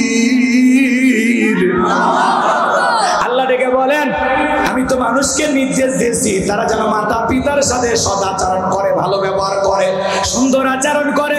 কারণ হলো তার মা কষ্টের পর কষ্ট সহ্য করে সন্তানটাকে গর্ভধারণ করেছে, 2-2.5 বছর বুকের দুধ পান করাইছে। সুতরাং আমার ইবাদত করো, আমার প্রতি কৃতজ্ঞ হও, আর মাতা পিতার প্রতি কৃতজ্ঞ হও। আর তোমরা সবাই তো আমি আল্লাহর দিকে প্রত্যাবর্তন করবা, তাহলে পিতা মাতার খেদমত করতে হবে, তাদের সাথে ভালো আচরণ করতে হবে। এই ওয়ার্ডার কার ভাই? 2-3 মিনিটে কথাগুলো বলে যায়। আজকে সব চাইতে অবহেলিত হলো মা বাবা। সমাজের সন্তানরা এদেরকে বোঝা মনে করে। কি রাগ করছেন? যারা রাগ করে উঠে যাবেন এরা মনে হয় মা বাবার খেদমত করেন না, নাকি? একটু বোঝেন না ভাই, 5টা মিনিট দিলে কি হবে? আমি বলবো আমার কথা না, তাফসীর করতে গিয়ে আয়াত প্রসঙ্গে এসে গেছে আলোচনা, কথা বোঝেন? আল্লাহ খুশি হয়ে গেল, লোকমান তুমি তোমার ছেলেকে আমার সাথে পরিচয় করে দিলে, তেমনি ভাবে আমি আল্লাহ তোমার সাথে তোমার সন্তানদের পরিচয় করে দিলাম। এই জন্য আল্লাহ তাআলা এই জায়গায় পিতা মাতার কথা বলতেছেন। আল্লাহ একবার বলে, একজন মা সন্তানের জন্য কত কষ্ট করে আপনি কি জানেন? মা যখন সন্তানকে পেটে ধারণ করে 3-4 মাস মা খাইতে পারে না, আমার বমি বমি হয়, রুচি নষ্ট হয়ে যায়। 6-7 মাস যখন হয়ে যায় সন্তানটা আস্তে আস্তে বড় হয়, পেটের ভিতরে নাড়াচাড়া করে। আমার ভাইয়েরা, আমি মায়ের গর্ভে ছিলাম, এই জায়গাটা মাত্র 10 ইঞ্চি। 8-9 মাস যখন হয়ে যায়, সন্তানের পা গুলো যখন বড় হয়ে যায়, 7-8 মাস পরে আল্লাহ তাআলা মায়ের ওই 2টা পা, ভালো করে বুঝবেন, সন্তান ওই 2টা পা মায়ের কলিজার সাথে সেট করে দেয়। যে সন্তান সব চাইতে কম মায়ের পেটে নাড়াচাড়া করে, ওই সন্তানটা মায়ের গর্ভে থাকা অবস্থায় 4,500 বার মায়ের কলিজায় লাথি মারে। 8-9 মাস যখন হয়ে যায়, মার পেটটা যখন তরমুজের মতো বড় হয়ে যায়, মা ঘুমাইতে পারে না, ডান কাত হইতে পারে না, বাম কাত হইতে পারে না, মায়ের বড় কষ্ট হয়, চিনচিন করে ব্যথা করে বাচ্চাটা নড়াচড়া করে। একটা মানুষের ভিতরে আর একটা জীবন্ত মানুষ, এটা বহন করা যে কত কষ্ট, দুনিয়ার মা সারা কেউ বুঝবে না। আমার ভাইয়েরা, যে মাগুলো সন্তান পেটের ভিতরে নিয়ে রাতের বেলায় ঘুমাইতে পারে না, সারা রাত জায়গা নফল নামাজ পড়ে যে সব হয়, মায়ের আমল নামায় আল্লাহ সেই সব লিখে দেয়। আমার ভাইয়েরা, সন্তান ডেলিভারির সময় যখন হয়ে আসে, গভীর নিশীথে মা বাবার 2টা পা জড়ায় কান্দে। মায়ের চোখের পানি বাবার পাকে যখন স্পর্শ করে, বাবা ঘুম থেকে উঠে বলে, বিবি রে, এত রাতের বেলায় কেন কান্না করো, কি হয়েছে তোমার? ডেকে বলে, স্বামী গো, আমি সন্তান জন্ম দিতে গিয়ে বাবার বাড়িতে চলে যাব।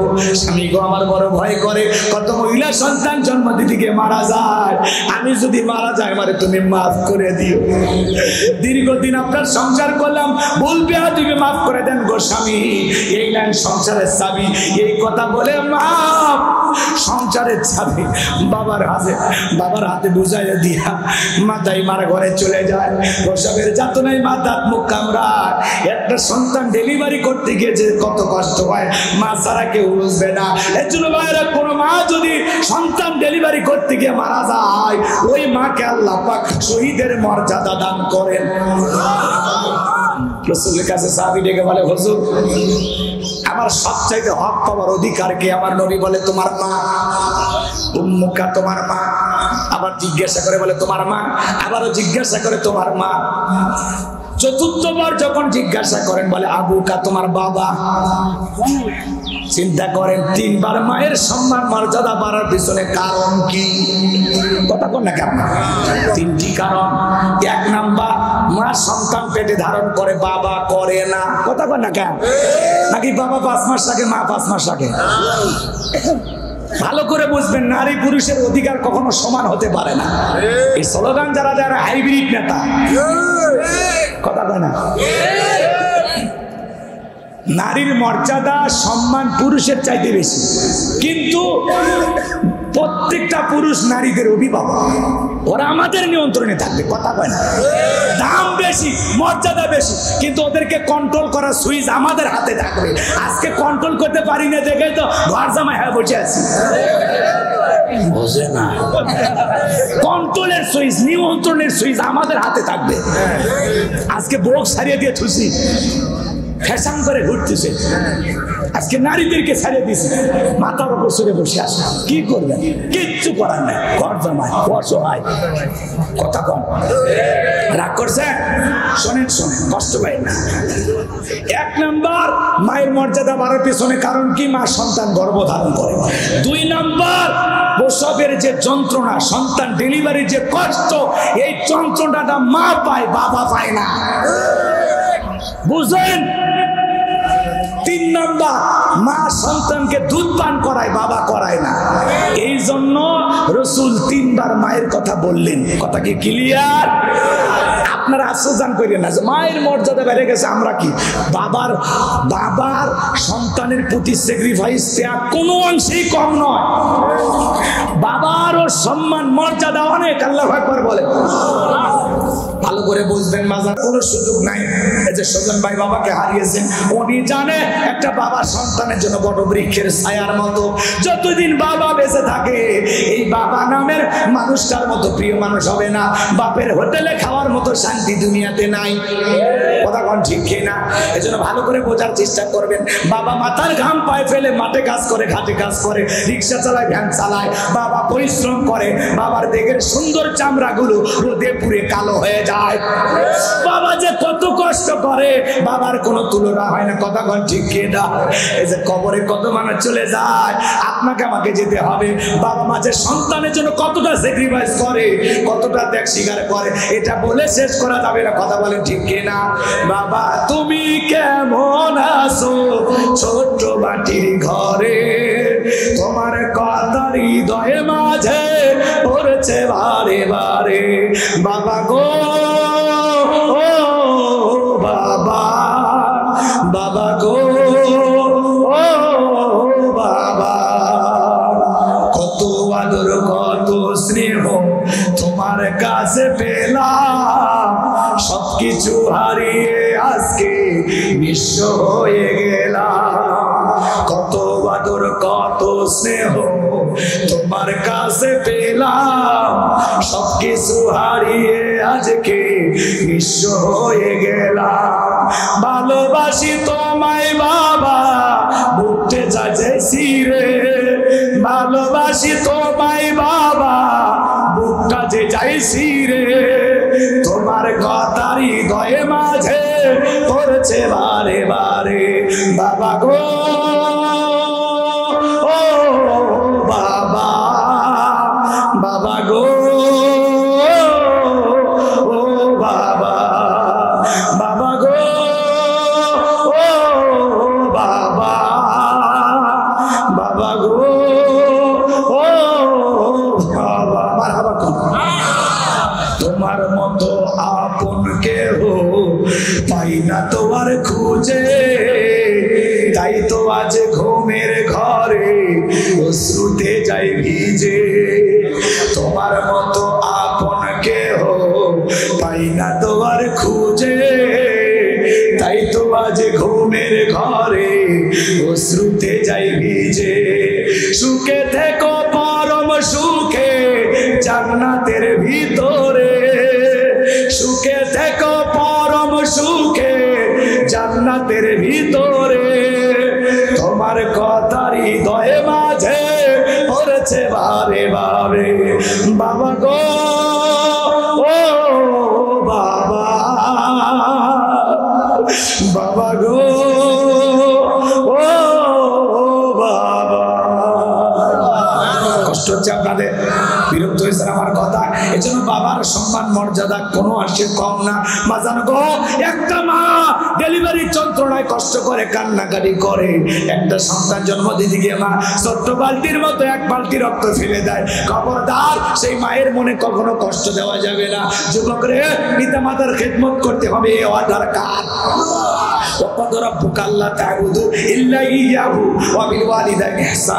আল্লাহ বলেন আমার ইবাদত করো, আমার গোলামি করো, আমার ইবাদতের সাথে কাউকে শরীক করো না।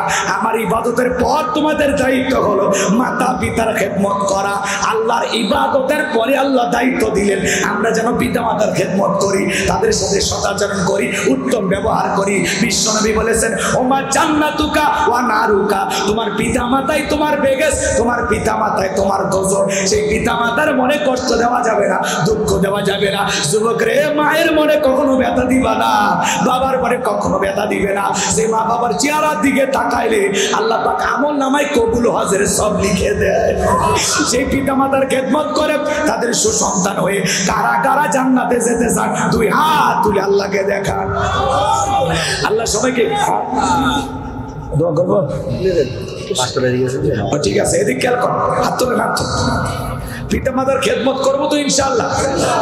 আল্লাহ আমাদের পিতা মাতার খেদমতকারী সন্তান হিসেবে কবুল করেন। জোরে বলবেন আমিন। হাত নামান। শোনেন, আজকে আপনি আপনার মা বাবার সাথে যে আচরণ করবেন, ঠিক আপনার সন্তান হুবহু আপনার সাথে একই আচরণ করবে। এই জন্য 2 দিন আগে আর পরে, এই জন্য যুবকে সুন্দরী বউ পাইয়া মা বাবাকে বলা করো না।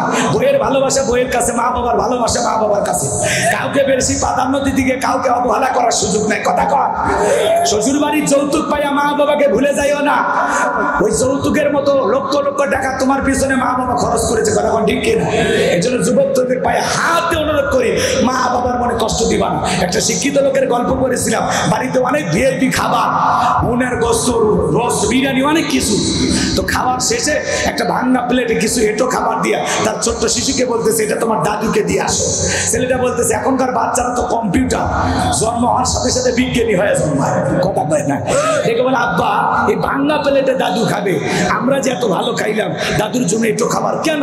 তখন বলতেছে শোনো, তোমার দাদার বয়স হয়ে গেছে, আর মানুষের বয়স হয়ে গেলে বেশি খাইতে নেয়, এটুকুতেই চলবে, যাও খাবার দিয়ে আসো। ছোট্ট বাচ্চা বলতেছে বাবা আপনিও তো একদিন দাদুর মতো হবেন, তাহলে আমি এই প্লেটটা রেখে দেবো, এই প্লেটে করে আমিও আপনাকে একদিন খাইতে দেবো।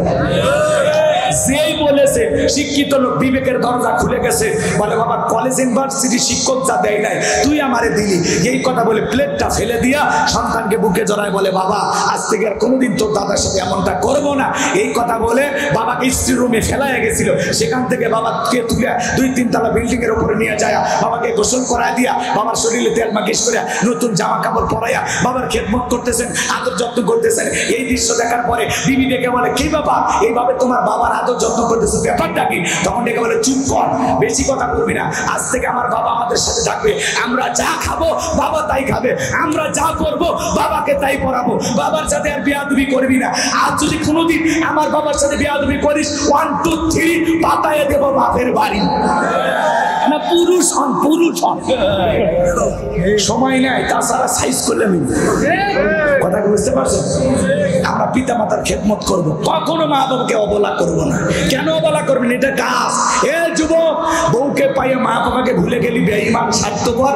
তুই জানিস না মা বাবা ছাড়া আমরা দুনিয়াতে আসতে পারতাম?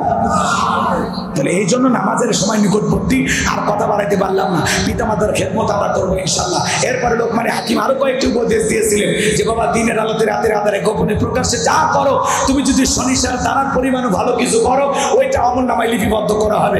আবার যদি তুমি সরিষার দানার পরিমাণও খারাপ কিছু করো ওইটা আমলনামায় লিপিবদ্ধ করা হবে। শুধুমাত্র যে আয়াতটা তিলাওয়াত করেছি, লোকমানে হাকিম তার কলিজার টুকরা সন্তানকে বলেন, ইয়া বুনাইয়া আকিমিস সালাহ, হে আমার বৎস, হে আমার কলিজার টুকরা সন্তান, সালাত কায়েম করো। বাবা হিসাবে সন্তানদেরকে মসজিদে নিয়ে যাবো তো ইনশাআল্লাহ। ইনশাআল্লাহ কথা কয় না।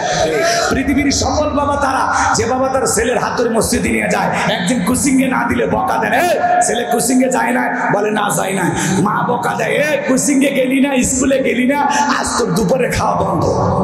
কথা কয় না।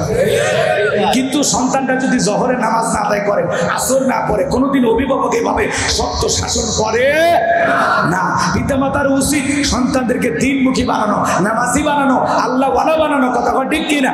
এরপরে বলতেছেন ওয়ামরু বিল মারুফ, সৎ কাজের আদেশ করবা, নিজে ভালো কাজ করবা, মানুষকে ভালো কাজের দিকে ডাকবা। ওয়ানহা আনিল মুনকার, অসৎ কাজ করবা না, খারাপ কাজ থেকে নিজেকে বিরত রাখবা, নিজেও খারাপ কিছু করবো না, মানুষকেও খারাপ কাজ করতে দেব না। ওয়াসবির আলা মা সাবাক, বিপদ আপদ মুসিবত আসলে সবর করবো, ধৈর্য ধারণ করবো। অনেক কথা ছিল, বলার সময় পাইলাম না। বক্তা শ্রোতা সবাইকে আল্লাহ পাক সূরা লোকমানের তাফসীর অনুযায়ী আমল করার তৌফিক দান করুন। আল্লাহুম্মা আমিন।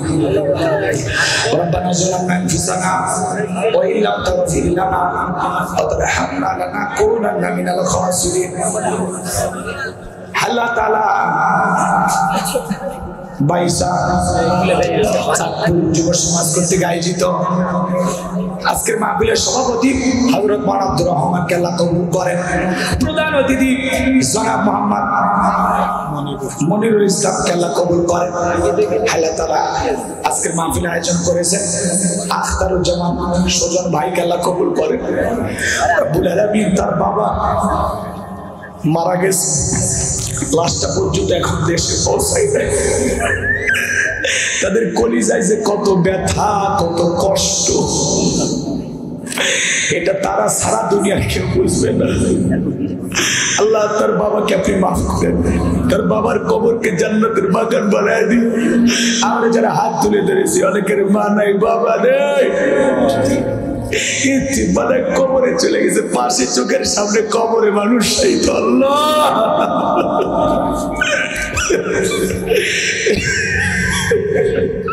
আল্লাহ তাআলা আমাদের পিতামাতা আত্মীয় স্বজন যারা কবরে চলে গেছে মাফ করে দেন, কবরগুলো জান্নাতের বাগান বানায় দেন।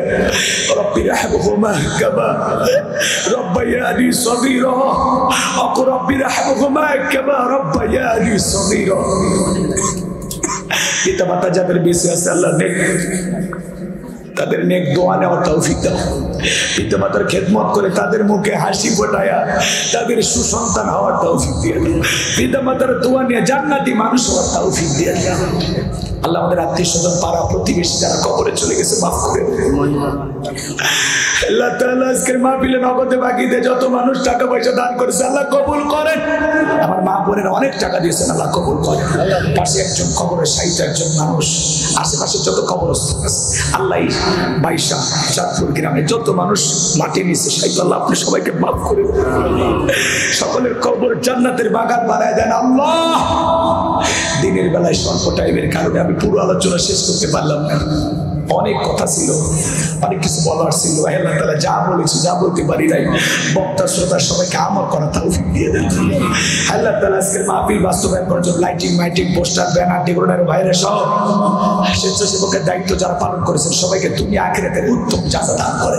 যে বাড়িতে খানা খাইলাম বসলাম ওই বাড়ির উপর খাস রহমত বরকত নাজিল করে। আমার মা বোনের যারা কষ্ট করে রান্না করে খাওয়াইছে মা বোনের হায়াত বাড়ায় দেন। আল্লাহ তাআলা এই মাহফিল বাস্তবায়ন করার জন্য যত মানুষ সহযোগিতা করেছে টাকা পয়সা দিয়ে, বুদ্ধি দিয়ে, পরামর্শ দিয়ে, বারবার ঝামেলা হওয়ার পরে মাহফিলটা হয়েছে। আল্লাহ তাআলা মাহফিলকে কবুল করেন, আমার জাহাঙ্গীর স্যারকে কবুল করেন, তার প্রিয়তম স্ত্রীকে সুস্থতার নিয়ামত দিয়ে ধন্য করেন। আল্লাহ তাআলা মা বাবা আত্মীয় স্বজন যারা কবরে চলে গেছে মাফ করে দেন। আল্লাহ আমার পূর্বে আলোচনা করেছেন মাওলানা মতিয়ার রহমান সাহেব, আল্লাহ তোমার গোলামের কণ্ঠ তুমি দ্বীনের জন্য কবুল করো। আল্লাহ তাআলা এলাকার দূর দূরান্ত থেকে যত মানুষ ছুটে এসেছেন কোরআন শোনার জন্য সবাইকে নিরাপদে বাড়ি পর্যন্ত পৌঁছার তৌফিক দান করুন। সবাইকে আপনার রহমতের চাদরে আবৃত করুন। জীবনে কোনোদিন এলাকার মানুষের সাথে যদি দেখা না হয় এই মুখগুলো জান্নাতের শিল্পে পরিচয় করে দিন। আল্লাহ আমাদের যারা ছোট বড় গোপন প্রকাশের তামাম জিন্দেগির গুনাহগুলো মাফ করে দাও। তুমি গাফফার, আমরা গুনাহগার, তুমি মুনিব, আমরা সবাই তোমার গোলাম। আল্লাহ আমাদের সকলের তামাম জিন্দেগির গুনাহগুলো মাফ করে দাও। আমার সাদিক ভাই, আমার হারুন ভাই, আমার আব্দুর রহিম ভাইকে আল্লাহ কবুল করেন। আল্লাহ মিডিয়ার ভাইদেরকে ইসলাম প্রচারের সাথে কাজগুলো করার তৌফিক দেন। যারা আলেমদের ওয়াজে আজার বাজে থাম্বেল লাগা, আল্লাহ তাদেরকে হেদায়েত দান করেন। আল্লাহ তাআলা যারা কষ্ট করে মা বোনেরা, যুবকেরা, বৃদ্ধ বাবাজিরা ছুটে এসেছেন, আলেম ওলামা, হাজী সাহেবেরা, আল্লাহ সবাইকে নিরাপদে বাড়ি পর্যন্ত পৌঁছার তৌফিক দান করুন। যারা যে আশায় দান করেছেন, যারা যে উদ্দেশ্যে টাকা দিয়েছেন, একজন স্ত্রী অসুস্থ দোয়া চেয়েছেন, অনেকে অনেকভাবে দোয়া চেয়েছেন, আল্লাহ সবাইকে শেফায়ে কামিলা আজেলা দান করেন। ভাই চেয়ারম্যান সেলিম রেজা ভাই 2000 টাকা দিয়েছেন, আল্লাহ কবুল করুন। আল্লাহ তাআলা আমাদের পরিবারগুলোকে কোরআন সুন্নাহ দিয়ে পরিচালনা করার তৌফিক দিয়ে দাও। তুমি কোরআনে করেছো ঘোষণা, হে ইমানদাররা নিজেরাও জাহান্নামের আগুন থেকে বাঁচো, তোমার আহাল পরিবার পরিজনকে জাহান্নামের আগুন থেকে বাঁচাও। আল্লাহ আমাদের সকলের পরিবারের সকল সদস্যদেরকে নামাজি বানায় দেন। আল্লাহ আসরের নামাজের আজান হয়েছে, সবাই কাছ থেকে 5 ওয়াক্ত সালাত মসজিদে গিয়ে জামাতের সাথে আদায় করার তৌফিক দিয়ে দাও। সুবহান রাব্বিকা রাব্বিল ইজ্জাতি আম্মা ইয়াসিফুন ওয়া সালামুন আলাল মুরসালিন আলহামদুলিল্লাহি রাব্বিল আলামিন। এলাকাবাসীর উপর খাস রহমত বরকত নাজিল করো। এলাকার যুব সমাজকে ইসলামের জন্য কবুল করো। ফিলিস্তিনের মুসলমানদেরকে বিজয় দাও আল্লাহ। নেতানিয়াহু সহ সমস্ত জালেমদেরকে পরাজিত করে ফিলিস্তিনের মুসলমানদেরকে বিজয় দাও। দেশি বিদেশি সকল ষড়যন্ত্রের হাত থেকে আমাদের প্রিয় মাতৃভূমি বাংলাদেশকে আল্লাহ হেফাজত করো। এদেশের মসজিদ মাদ্রাসা কবুল করো, হক্কানে ওলামা ইকরামদের কবুল করো। আমার একটি মাদ্রাসা আছে, 11 জনে 3 বাচ্চা, 13 জন গরিব বাচ্চা, 50 জনের উপরে ছাত্র, যাদের থাকা খাওয়া চিকিৎসা পোশাক সম্পূর্ণ ফ্রি। আল্লাহ আমার মাদ্রাসাকে তুমি কবুল করে নাও। মাদ্রাসার পাশাপাশি একটা মসজিদ বানাবো, গণকবরস্থান বানাবো। তোমার এই গোলামের স্বপ্নগুলো তুমি পূরণ করে দিও আল্লাহ। আল্লাহ তাআলা জীবন একটাবার খানায় কাবাই কবুল করে দিও। রাসূলের রওজা পাকে দাঁড়িয়ে সালাম দেওয়ার সুযোগ করে দিও আল্লাহ। আগামী রমজান সঠিকভাবে রোজা রাখার তৌফিক দিয়ে দাও। সুবহান রাব্বিকা রাব্বিল ইজ্জাতি আম্মা ইয়াসিফুন ওয়া সালামুন আলাল মুরসালিন আলহামদুলিল্লাহি রাব্বিল আলামিন। যেদিন মৃত্যু আসবে দয়ার নবী চাঁদ মুখখানা দেখতে দেখতে জবানে জারি করে দিও লা ইলাহা ইল্লাল্লাহু মুহাম্মাদুর রাসূলুল্লাহ সাল্লাল্লাহু